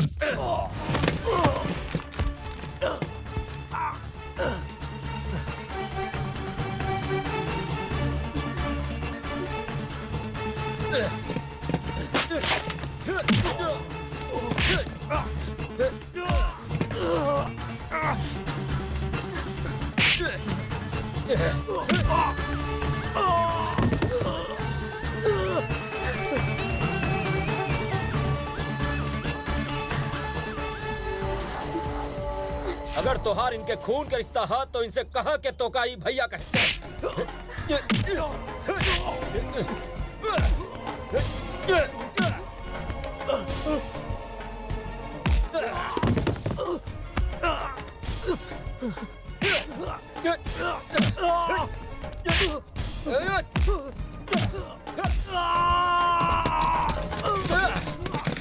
अगर वो तोहरा के भैया मानता रे तो जाके कहा उनसे कि वो तोहरा के भैया पुकारे। बोला उनकर आगे।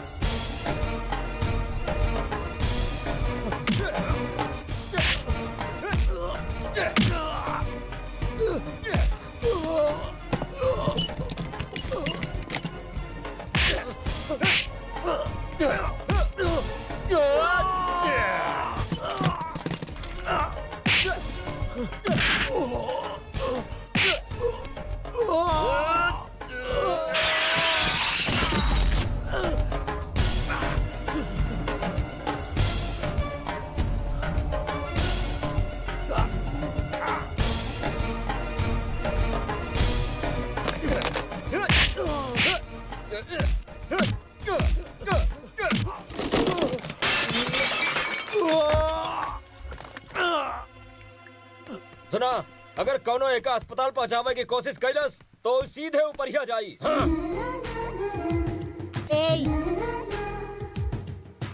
एहसान मान के हम तोहका जिंदा छोड़ देली हई, पर हम तोहका इतना आसान मौत ना देब। हर पल तड़पाए के मारब। जितना चोट जितना दर्द तू हमार डैडी के पहुंचोले बाड़ा, सबके चुन चुन के हिसाब लेब। एक बार हमार पैरन की ओर देखा। हाँ, तोहार खूनो हमरे पैरन में पड़ा जिंदगी के भीख मांगता। तू जोन हमरे साथ कैला हा, ओके खातिर ते तोहका खुद से घिन आवे के चाही। छी!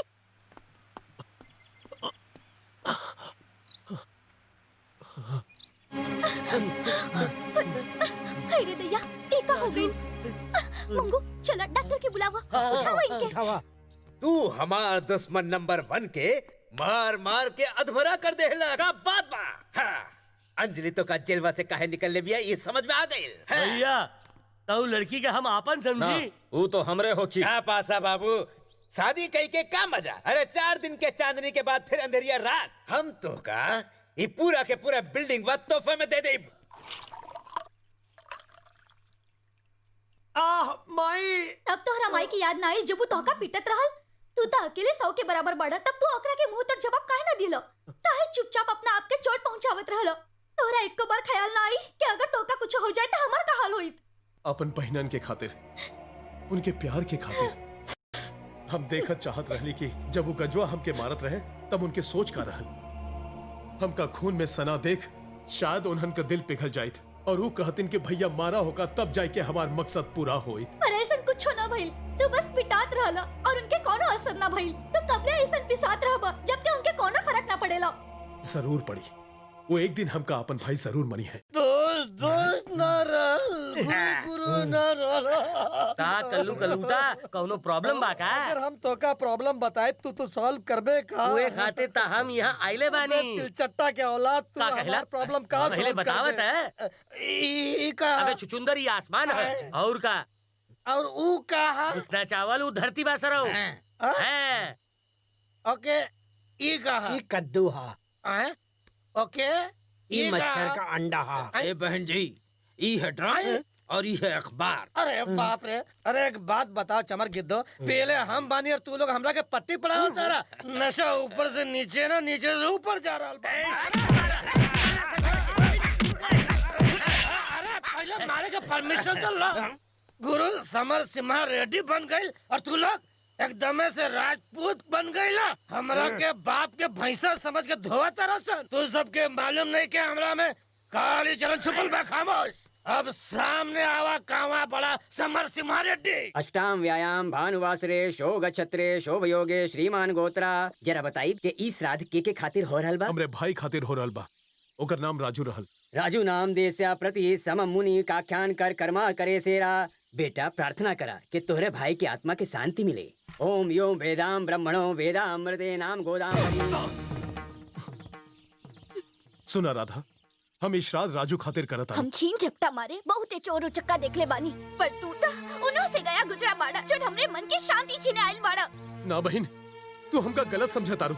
राजू के हम अपन जान से भी ज्यादा। बहुत भाई, हम और ज्यादा झूठ ना सुने चाहता नहीं। तू तो खुद के राजू बतौले रहलनु। अब कहता रह कि राजू तो का जान से ज्यादा प्यारा रहा। तोहार देल गईल ई श्राद्ध शायद कौवा भी खाए से इनकार कर दी। अच्छा होई तो हमनी का मार दा और हमनी के भी श्राद्ध करवावा। ना हम तोहरा के मारे खातिर ना, तोहरे रक्षा खातिर आइल बानी। शाबाश, कितना प्यार जतावल जाता एही जा। अगर तो इनके इतना प्यार करेला तो एका पी के दिखावा। आज इनके भाई राजू जिंदा रहित या फिर कोनो और जे आपन बहन से बहुते प्यार करत रहित तब इतना ना सोचे एक झटके में ई जहर पी लई। इतना भाई बनतारा तो ई तोहार इम्तिहान की घड़ी बा। पी के दिखावा। ई इंसान हमरे भाई के तो मार देले बा। अब हम ई दुनिया में जी के का करब? हम ही एका पी ले बतानी। ना राधा, तू सोचा तारो कि हमरी मौत से तोहका खुशी मिली तो हम ही जहर खुशी खुशी पी ले। राधा, बहनन का दिहल अमृत समझ के।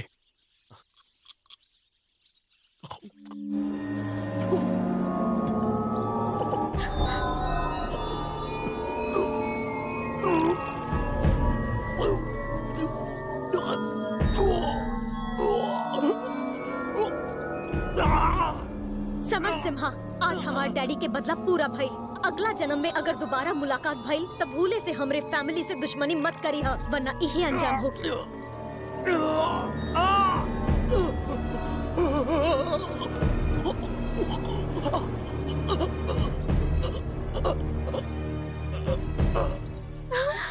ही मर गए तो ए, तू सब ए समय अकेला हिजा का करता रू? एका बचा लो, ई जहर पी ले ई त नीक बा, मर रहल बा त मरे दा। सुना छोटू, अपन सेज और अर्थी के खातिर फूल के इंतजाम कर ला। झूठ ले कर इज्जत।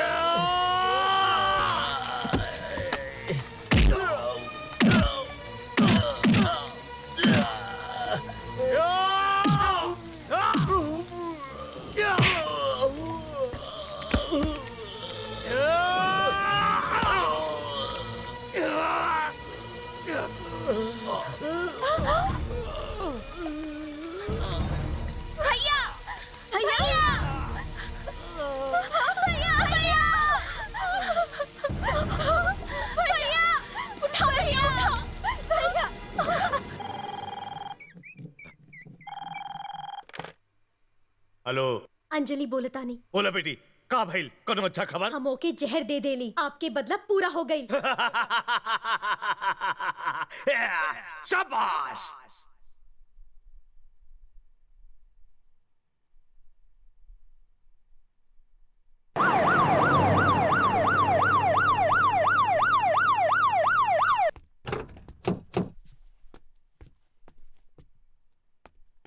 सावधान रहिए। जी सर। अस्पताल के चारों ओर पहरा एकदम सख्त होवे के यस, चाहिए। अब तो पड़ गई छाती में ठंडक और करी हालत देख के वो तोहरा के पढ़ौलस लिखौलस, तोहरा के चले के सिखैलस और तोहरा शादी करवावे के चाहत रहल, पर आज तू तीनन के वजह से वो मौत से लड़ता। वाह ए ई भाषण के का झाड़तारू? उ त इन तीनन के मुंबई में बेचे चाहत रहल, जॉन भइल नी के भाई। चुप रहा। तो का नहीं के पता कि वो कौन बाड़े? गांव में लोग उनके भगवान मानता रहे और उनके पूजा करता रहे। जरूरतमंदन के मसीहा बाड़े वो।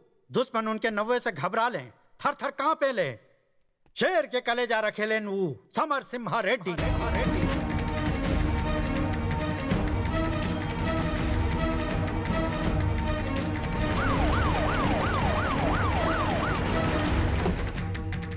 बात सुनो इंस्पेक्टर। जी सर।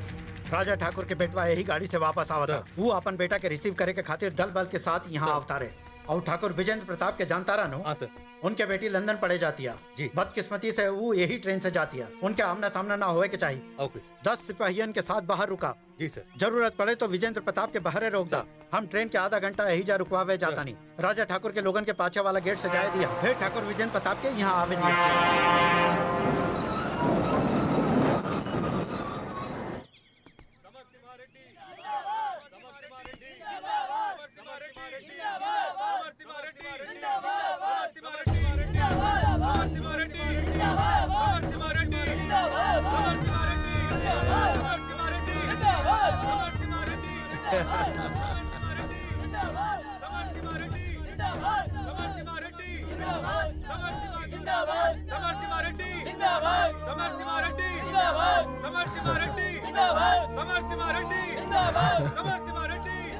शाबाश, तू हमरे परिवार के नाम ऊंचा पिटाइला बेटा। हाँ, हमरे अंदर आपका खून जे दौड़ रहल बा। हम कबहू आपके शर्मिंदा ना होके दे, हमेशा आपका सर ऊंचा रखा। शाबाश। रजुआ के नेहा हम यहाँ बानी आवतानी। अरे ई का तू गमछा से अपन सर काहे ढकले बड़े? ट्रेन में इतना ठंड रहे कि का बताई, हमार कुल्फी जम गई। गर्मी के ठंडी का था। एसी चलत रहल, एका लागल के हवा चलता।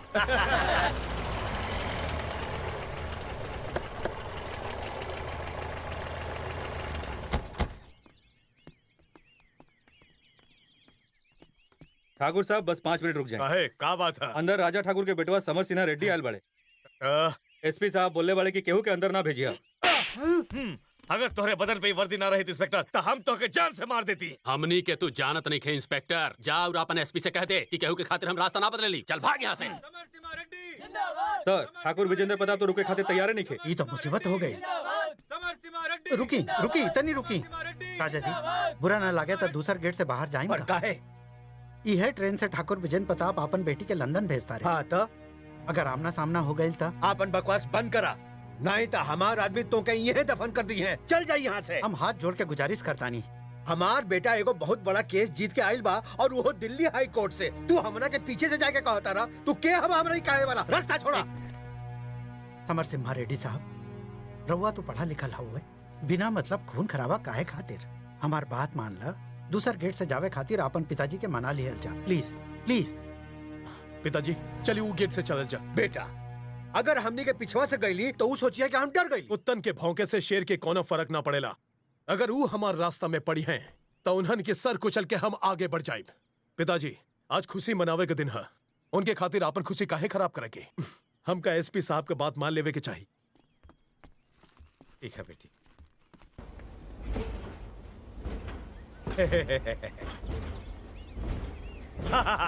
देखा तुम दबा के कैसे भागत है। देखला का बड़बड़ा होता। कुत्ता भौंकता था भौंकेदा। तू हार कहवा लेके जाता रहा, हमनी के कदमवा में डाल दा। देखो का बेटवा का बोलता। कुत्ता का औलाद बात भौंकबे करी ना। हिम्मत बात यहाँ आके दिखा। ओ मैं हिम्मत कहवा से आई ना मर्द साला। वो अपन माई के दूध नहीं खे पिए ले बा। ए दिल्ली की अदालत ता हमार शहर बा, यहाँ हमार राज चलेला। बाप की उंगली पकड़ के कहा जाता रहे हमार मुकाबला कर।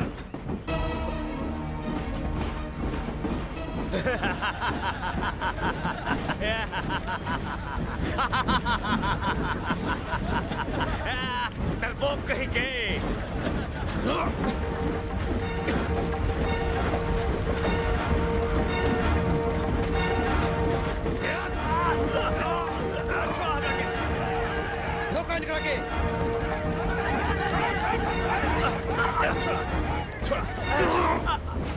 छोड़ा हमरा के।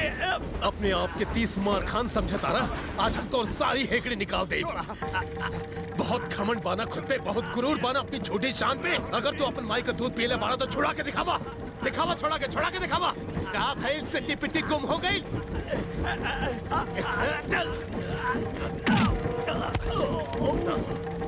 हम चाहें तो तोहका अबे कुचल सकेली और तोहार लोग हमार कुछ न बिगाड़ सकेले। हम 2 मिनट में तोहार कब्र खोद सकेली, बुझला। आइंदा हमरे रास्ते में आवे के हिम्मत मत करिया, वरना तोहरे चेहरे का हुलिया बिगाड़ दे।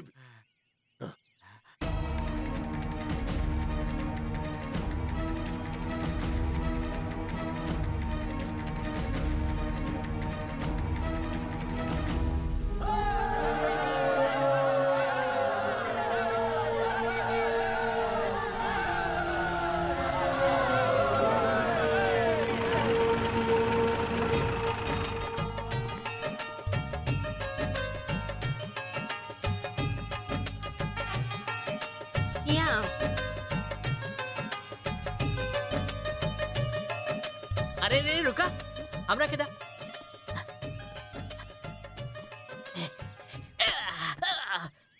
बच गई नहीं। उतना दूर जाके काहे फोड़ ले। और मैं अगर बम हुई तो फट जाइत ना मालिक। बम होई तो तू फट जाइत। हाँ मगर भैया तो बच जाइत ना।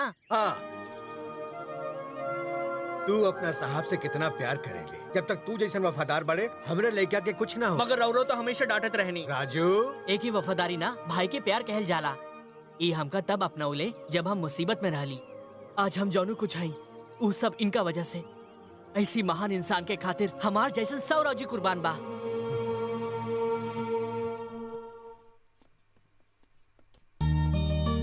भैया अवतारे कहा था जोन कहे के बा ये सही मौका है। हाँ। काहे रे रेलवे स्टेशन पे फिर से झगड़ा भाई कैले कुतवा का? स्टेशन पे जोर जोर से भौंकत रहल। यही खातिर आवारा कुत्ता के चप्पल से पीट देली। हम तो सुनली कि तू ठाकुर विजेंद्र प्रताप के मरले हा। जरा भोला भैया के भोला शक्ल तो देखा, भला ही केहू के मार सकेले। देखो बेटा, मार पिटाई हमरे खानदान के शोभा ना देला। क्या बात बा, माई बेटा में बहुत खुचुर फुचुर होता। कुछ न मालिक, ये कितना दिनन बाद घर आइले हा।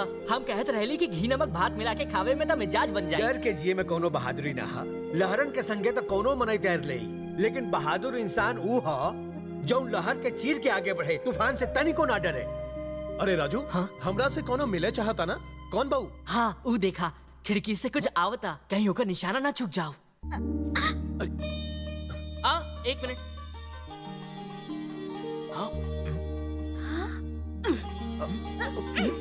ई लड्डू हम इनकी खातिर बनावली है। तू खाए की हिम्मत कैसे कैला? एमा जहर निकलता। देखो ना अम्मा, का हम इनके कबू जहर दे सकेली? अरे तू ना देबू पर कोनो और तो दे सकेलो नो, यही खातिर ही चकलस। हाँ, भौजी शादी के बाद जौन गरमा गरम बनाई सबसे पहले हमें चखब।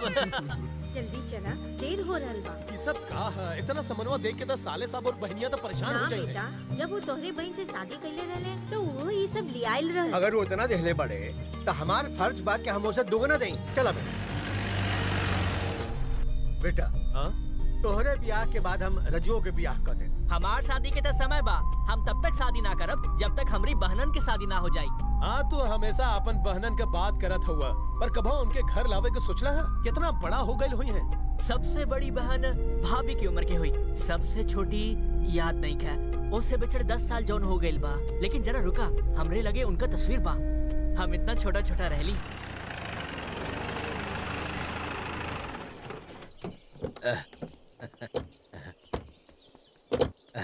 स्वागत है। आई आई चली। अरे आवा ना, आवा बेटा, अंदर आवा।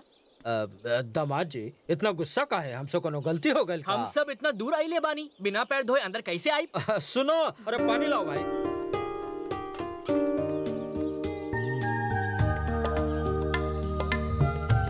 चलिए चल जाए।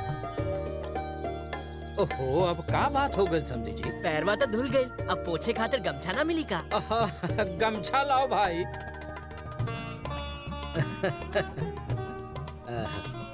पंडित जी, अच्छा सा मुहूर्त निकाली। वो सब बात हुई, पहले दहेज के बात कर लिहल जा। हाँ हाँ, बताई क्या चाहिए? 50 एकड़ जमीन, बंगला, गाड़ी, रउआ जौन चाहिए हम देवे के तैयार बानी। वो सब हम का करब? हमारा सोना चाहिए, असली। कितना किलो सोना चाहिए बतावा? 60 किलो। ना देव, ना देव के मतलब बा 60 किलो ना, ज्यादा मंगबा तो देव।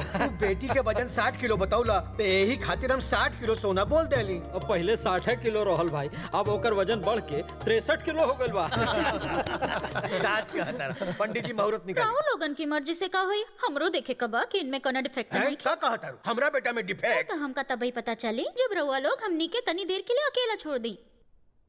पूछा का पूछे के बाद? बैठी।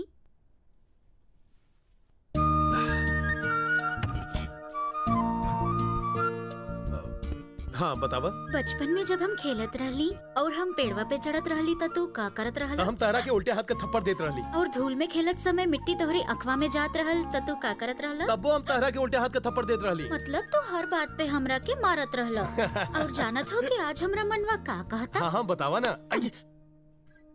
जोर से लागल ह तो हमका माफ कर दी हा।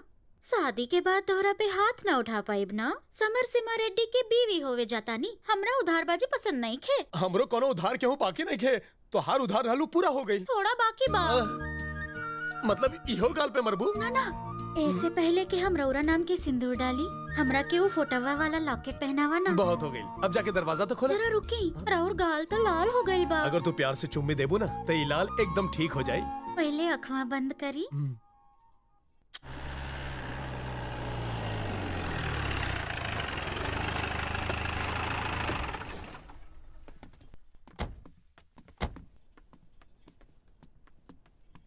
नमस्ते जी। अरे ई का रउआ तो सब कुछ पैक कर देली, तो एकरा काहे छोड़ देली? ई लॉकेट में फोटो लगावे के काम बाकी बा। ई कल रउआ के घर पहुंचाए आई। ऊ कमीना हमार जौन अपमान कइले बा ओके बाद हम केहू के मुंह दिखावे के लायक ना रह गईनी। अगर ऊ हमका ट्रेन के नीचे धकेल देले होई त आज तोरे सामने तो हर बाप जिंदा ना रही। बहुत बड़ बड़ बात कइले बा ऊ। काका ना कहलस ऊ कमीना हमरा के। उस सब बात याद करके हमार खून खौले लागेला। अब वही ओकर शब्द हमार कान में बार बार गूंज रहल बा। जा और जाके ओकरे खानदान के तबाह कर दा, खत्म कर दा होके। जौन बखत के इंतजार रहे वो आ गइल बा। कौन सा बखत? रउआ के दुश्मन के शादी तय हो गइल बा और ऊ खरीदारी करे खातिर जौहरी के दुकान पे गइल बा। ऊ घर खातिर निकली जरूर पर जिंदा ना पहुंच पाई। पिताजी हमरा के कुछ काम है, रउआ आगे चली, हम पाछे से। हाँ लेकिन जल्दी चलो। हाँ जी। सुना, तू लोग हमरा बेटा के संगे रहा। ठीक बा।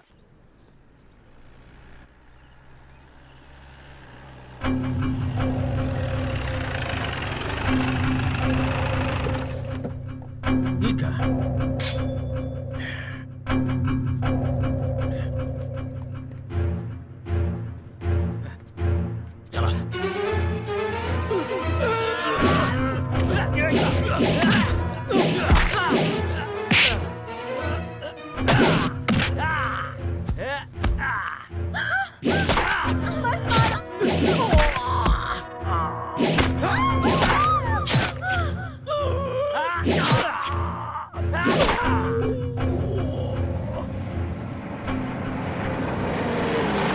भैया वो लॉकेट की कीमत का हुई? काहे रे? हम अपन बहन के शादी खातिर खरीदे चाहतानी। हम खरीद के दे। ना भैया, रउआ काहे खरीद के देम? वो लॉकेट हम अपन मेहनत के पैसा से खरीदेम। यही खातिर हम एक एक पैसा जमा कई के पाई पाई जोड़ के अपन गांव के बैंक में डाल रहल बानी। राजू तू कम से कम उनके हमरी शादी में तो बुलावे के चाही ना। राउर शादी में उनके मौजूदगी कोनो बड़ी बात ना हा, लेकिन उनके शादी में राउर मौजूदगी बड़ा होखी। सिर्फ हम ना, हम पूरा परिवार लेके जाए और धूमधाम से उनके शादी करवाए, बुझला? भैया भैया बम फाटल भैया भैया। राजू बम ना फटल है, सिर्फ टायरवा फटल है। जाके देखा था जरा। भैया सही में टायरवा फाटल बा, बम नहीं। सुनो, टायरवा बदला। सुना, जरा जल्दी करा।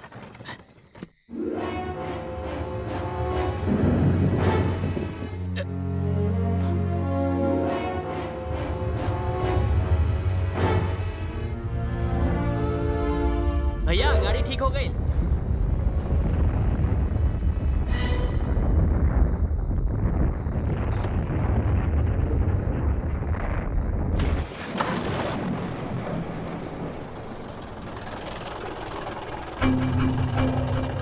अरे राजू, तू पत्थरवा सड़क पर छोड़ दिया ना, आवे जावे वालन के तकलीफ हो जाई।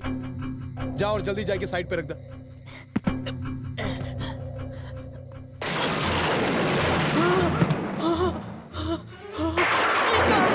भैया भैया जल्दी आवा, भैया यहाँ आवा, भैया जल्दी आवा।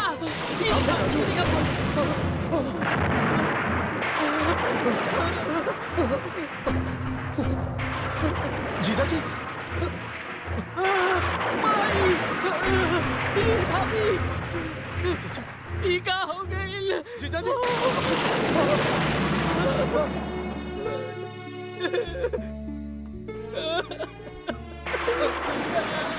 माई माई मैं माई।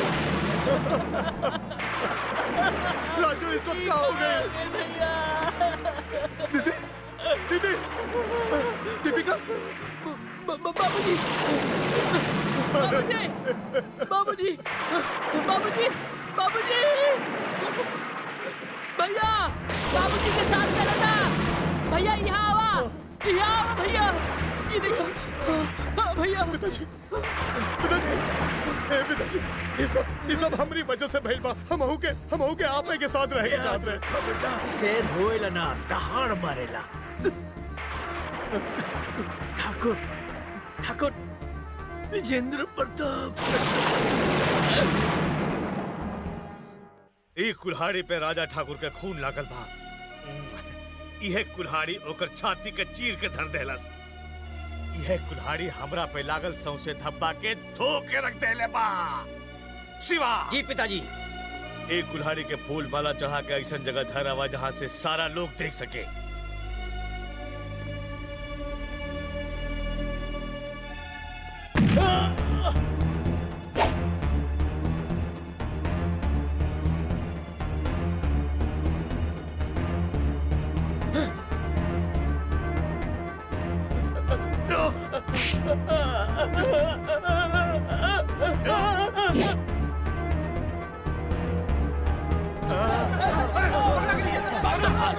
जाओ।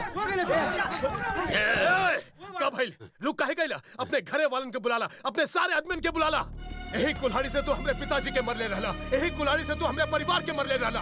अब यही कुल्हाड़ी के धार से हम तोहरे पेटवन के खून बहाई। अबला औरतन पे हाथ उठा के खुद के मरद समझता रहा, लेकिन हम चुनौती देवे आयल बानी वो तोहरे घर में। अब यही कुल्हाड़ी की धार से हम तोहरे पेटवन का खून बहाई, वो तोहरे आंखी के सामने। ठाकुर विजेंद्र प्रताप, हाँ, तू ना मरता हुआ, असली मरता हम हई। हम तोहरा के, तोहरे पेटवन के, तोहरे पूरे परिवार के, तोहरी आंखें के सामने हम रौंद के रख दे। हिम्मत पाता रोक के दिखावा, तोहर रूह हश्र करब की तोहर रूह कांप उठी। आवा सरऊ, आवा। खून के गंदा खेल तू शुरू कैले रहला, लेकिन ओहका खत्म आज हम करब। ई मर्द तू सबके आज चुनौती दे रहल बा। अगर तोहरे में हिम्मत बात आवा और ई मर्द के सामना कह के दिखावा। आवा। का भैल तू सबके बोलती काहे बंद हो गई? ना मर्द कहीं के, मर्द कहीं के।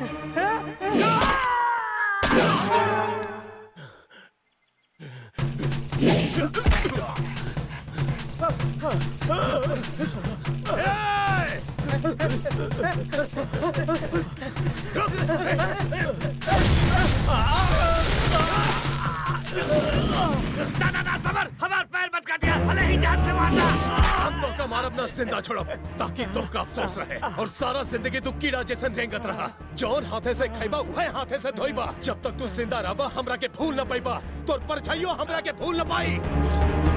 पिताजी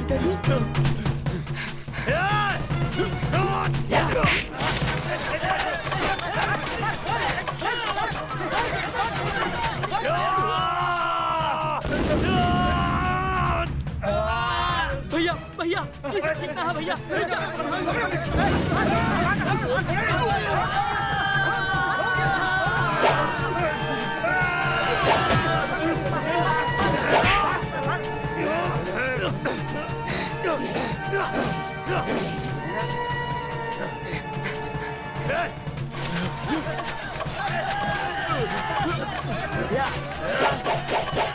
रुका, ये क्या कर रहा तेरा?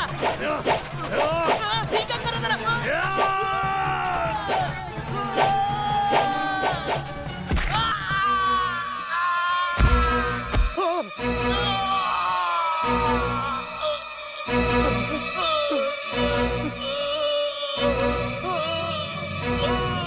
राजू,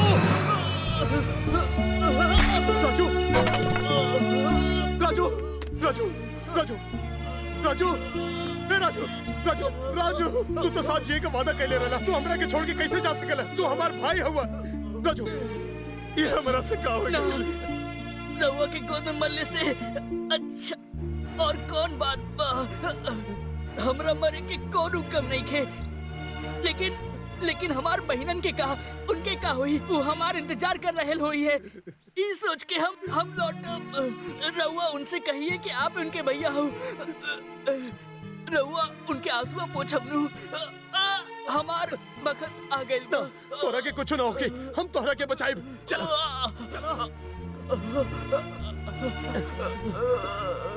भैया कुछ ना होके तोरा के।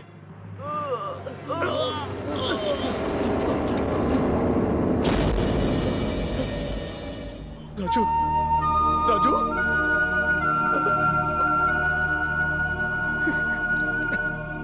राजू राजू राजू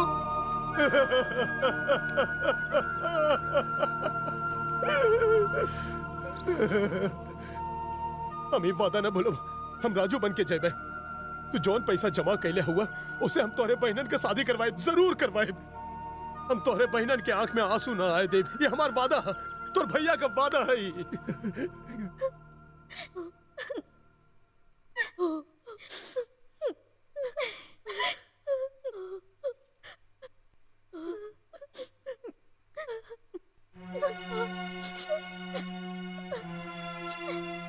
अब यहाँ का लेवे आइल बाड़ू?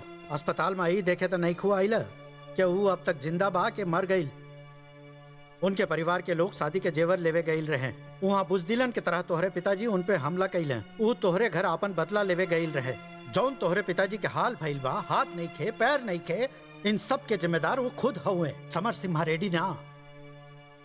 वो महात्मा तोहार लोग के शादी धूमधाम से करे चाहत रहले। वो तो बस केहू तरह से तू लोगन के मदद करे चाहत रहले, धोखा या फरेब नहीं। अगर कोनो अपन मालिक के खातिर खुद के जान देवेला तो मालिक बदला में पैसा देके परिवार वालन के मदद करेले। पर ई त तोहरे परिवार के हिस्सा बन गईले, भाई के तरह तू लोगन के प्यार देले। जिनके महलन में हजारों नौकर चाकर काम करत रहले, वो खुद बर्तन तक बजलस। वो जौन पैसन के फर्श पर चलत रहले और पानी की तरह पैसा बहावत रहले, उनके टैक्सियों चलावे के पड़ल। उनके शहर के लोग उनके इज्जत करता रहे, प्यार करता रहे, उनके खातिर जान तक देवे के तैयार बाड़े। उस सारा ऐशो आराम छोड़ के तोहार भाई बने खातिर चल आइलन। अब वो तोहार कोनो दुश्मन बा या ऊपर वाले के कोनो फरिश्ता, अभी तू लोगन के तय करे के बा। एसपी साहब, हम पिताजी के फोन कैले रहनी, हमरे भाई ओका मारे खातिर यहाँ कोनो वक्त आ जाइए।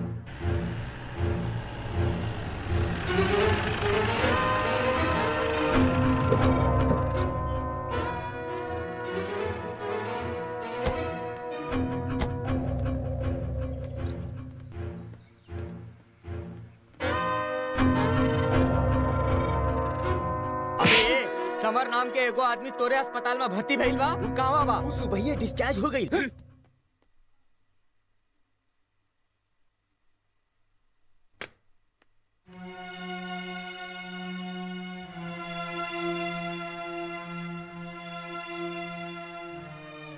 पहले तो तू ओकरा के मारे चाहत रहलू, फिर तू ही होके अपन भाईयन के हाथन से बचा लेलू। पर अब ही उनके हालत बहुत नाजुक बा, अब ही कुछ नहीं के कहल जा सकत। समर सिम्हा रेड्डी के तोहरे भाईयन से बचावे के सिर्फ एक के तरीका बा, और उ ई बा के तू समर सिम्हा रेड्डी से शादी कर ला।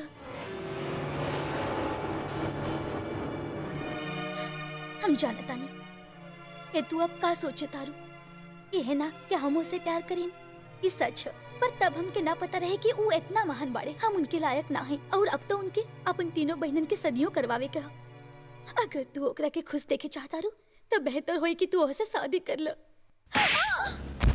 ओ करी हिम्मत जौन हमरी बहन से शादी करी। तोहरा के ई बोले के हिम्मत कैसे भइल? रुक जा अंजलि, का तोर दिमाग घास चरे गइल बा? हाँ, आज तक तू लोग हमरा से सच्चाई छुपावला। वो तो बस अपन परिवार के मौत के बदला लेलस।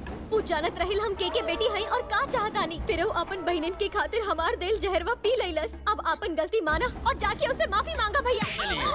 हम तो हर जान ले ले। रोकत की बा, बेकसूर के जान मारे में तू लोगन के कोनो तकलीफ ना होवेला। आखिर तू ऊ वन से हुआ जहाँ बेगुनाह के जान मारब परंपरा बा। हमार एगो बात अच्छे से जान लो, चाहे हमार जान काहे न चल जाओ, शादी करब तो सिर्फ समर से। पिताजी यह पे आपन दुश्मन से शादी करके भूत सवार हो गई बा।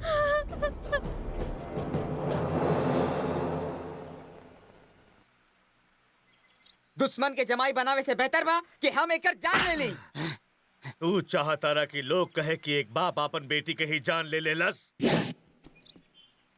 समर सिम्हा रेड्डी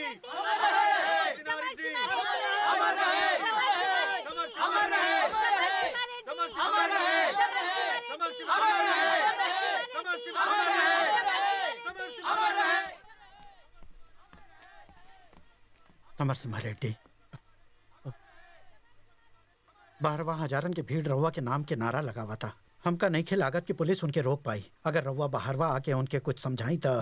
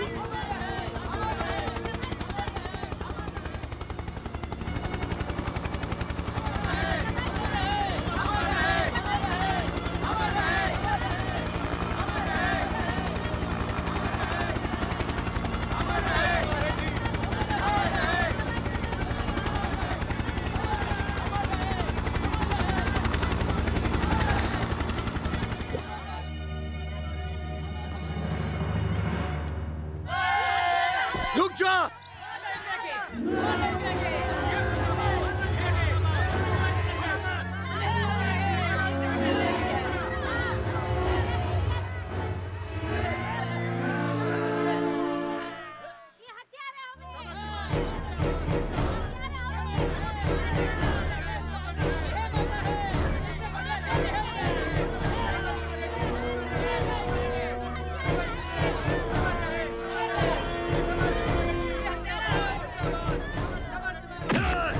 परल सांप के कुचलल ना जाला समरसिम्हा रेड्डी। हम तो तोहार पैर छुए आइल बानी, तो से माफी मांगे आइल बानी। अगर हमने दोनों के परिवार एक हो जाई तो हमार दुश्मनी खत्म हो जाई। यही से तो हम यहाँ तोहरे लगे आइल बानी। हम चाहता नहीं कि रउआ हमारी बिटिया से शादी करके ओकरा अपन बीवी बना ली, और ओकरे बाद हम चाहता नहीं कि हमारा पोता के रूप में राउर पिताजी ही हमारा बेटी के कोख से पैदा हुए। हमार और तोहार परिवार कबो एक ना हो सकेला। बेटा तू हमार बतिया तो सुना। तू हमार बेटा तो ना हुआ पर बेटवन से कमो ना हुआ। ये माँ के बात माना और ये रिश्ता कबूल कर ला, फिर देखी है सबकी जिंदगी संवर जाए बेटा। उ दिन आप रेल के पटरी पे आपन पैरवा फंसाई के आपन जान जोखिम में डाल देले रहला। अगर आज आप शादी के खातिर हाँ ना कहबा तो सचमुच हम आपन जान दे देब। हाँ सचमुच दे देब। ना पे के ऐसा मत कहा। हम एक भाई तक खो चुकी है, अब तोहरा के ना खोवे चाहता नहीं। उसे शादी कर ला, कहा मान ला। वो हमार कुछ न बिगाड़ सकेले। रउआ के उनसे केहू तरह के खतरा नहीं थे, लेकिन रउआ उनके मार दे तो हमरा के इन हाथन से रउआ के हथकड़ी पहनावे के पड़ी। वो इंसान के जेकर हम पूजा करत आइल बानी, यही से रउआ शादी खातिर मान जाए। तू उन सबके मार के जेल जावे चाहता रहा तो फिर हमनी की जिंदगी में काहे आइलो?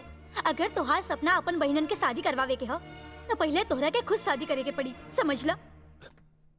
जौन औरत तोहरा के जहर देले रहे आज उहे तोहरा से अपन हाथ थामे के कहतिया। एक बार तनी सोच लो वो कितना बदल गई होई। भैया हमेशा चाहत रहलन उनके बहनन के हाथ पियर हो जाए, लेकिन जब तक बड़ा भाई शादी ना करा हमने के अपन संसार कैसे बसाए? अगर आपके लागता के आपके कुंडली में शादी के योग नहीं खे तो हम सभी शादी ना करबे।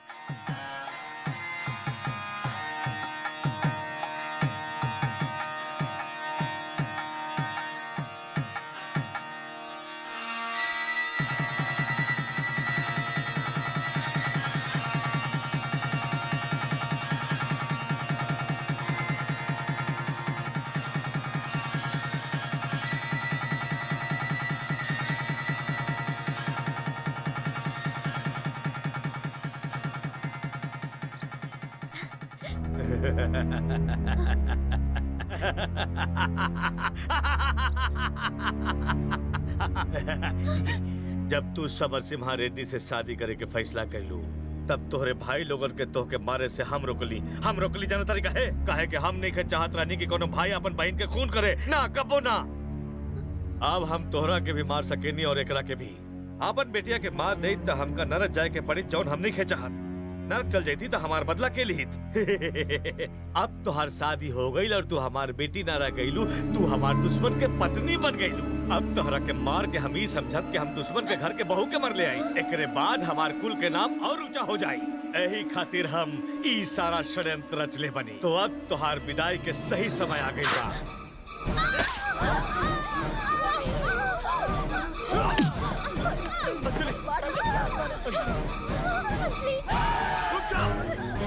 ये हमारा आपस के लड़ाई बा। हमारे खातिर तू लोगन के जान ना जाए के चाहिए।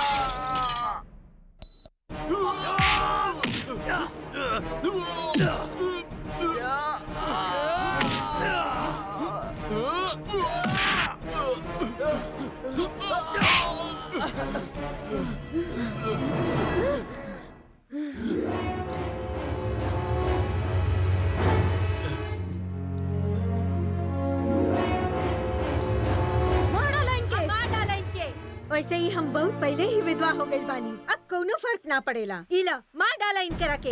ला भैया अपन बदला पूरा करा।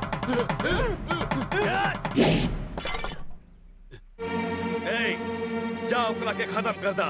और सुना, ये हमार वादा बा कि जौन ओकरा के खत्म करी हमरे कदमों में लाके डाली तो हम ओका अपना सारा प्रॉपर्टी दे दे। खत्म।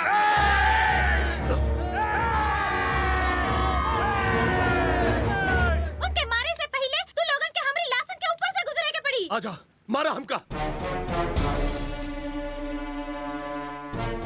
तोहरे जैसन बेवकूफन के खातिर हमरे घर के बहन लोग विधवा होली और बच्चा लोग खाए के तरस जाले। ऊपर वाले का एहसान माना कि तोहका जिंदगी मिलल बा। हम अपन प्यार के कुर्बानी देली और अपन दुश्मन के बेटी से शादी कैली ताकि बरसों से चला आ रही दुश्मनी केहू तरह खत्म हो जाए और ये आग में भस्म हो जाए। पर तू लोग कब न सुधर बा। अगर तू लोगन के हमरी जान लेवे से तनिको खुशी मिली नु तो उठावा हथियार और काट दा हमरा के। हाँ काट दा, अपन गुस्सा के आग के शांत कैला। आजा।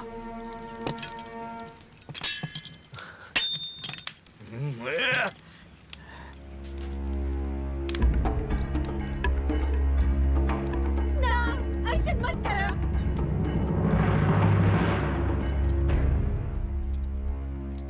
भैया!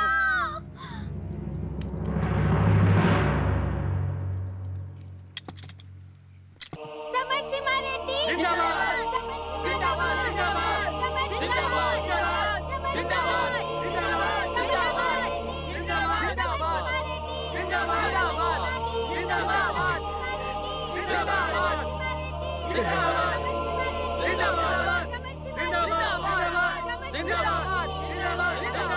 बस कर।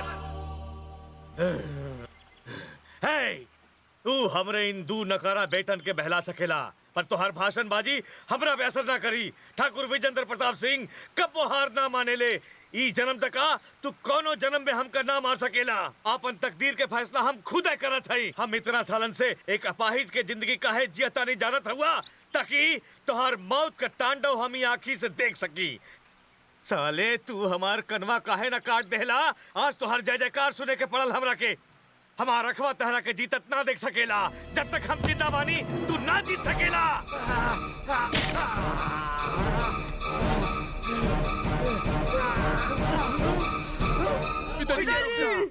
समर सिम्हा रेड्डी, जीते जीते हम तोहार कुछ ना बिगाड़ सकनी, लेकिन मरला के बाद हमरी चिता में से सिर्फ एक के आवाज सुनाई दी। बदला लेवे के हा, बदला लेवे के हा, बदला लेवे के हा, बदला लेवे के हा, बदला लेवे के हा।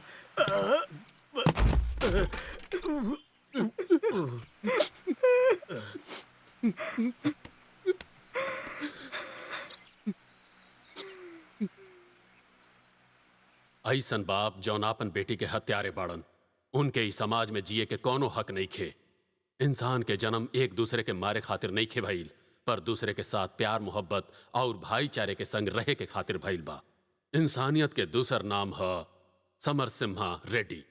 उनके खिलाफ कोनो गवाह न होवे के वजह से कानून उनके बाइज्जत बरी कर रहल बा।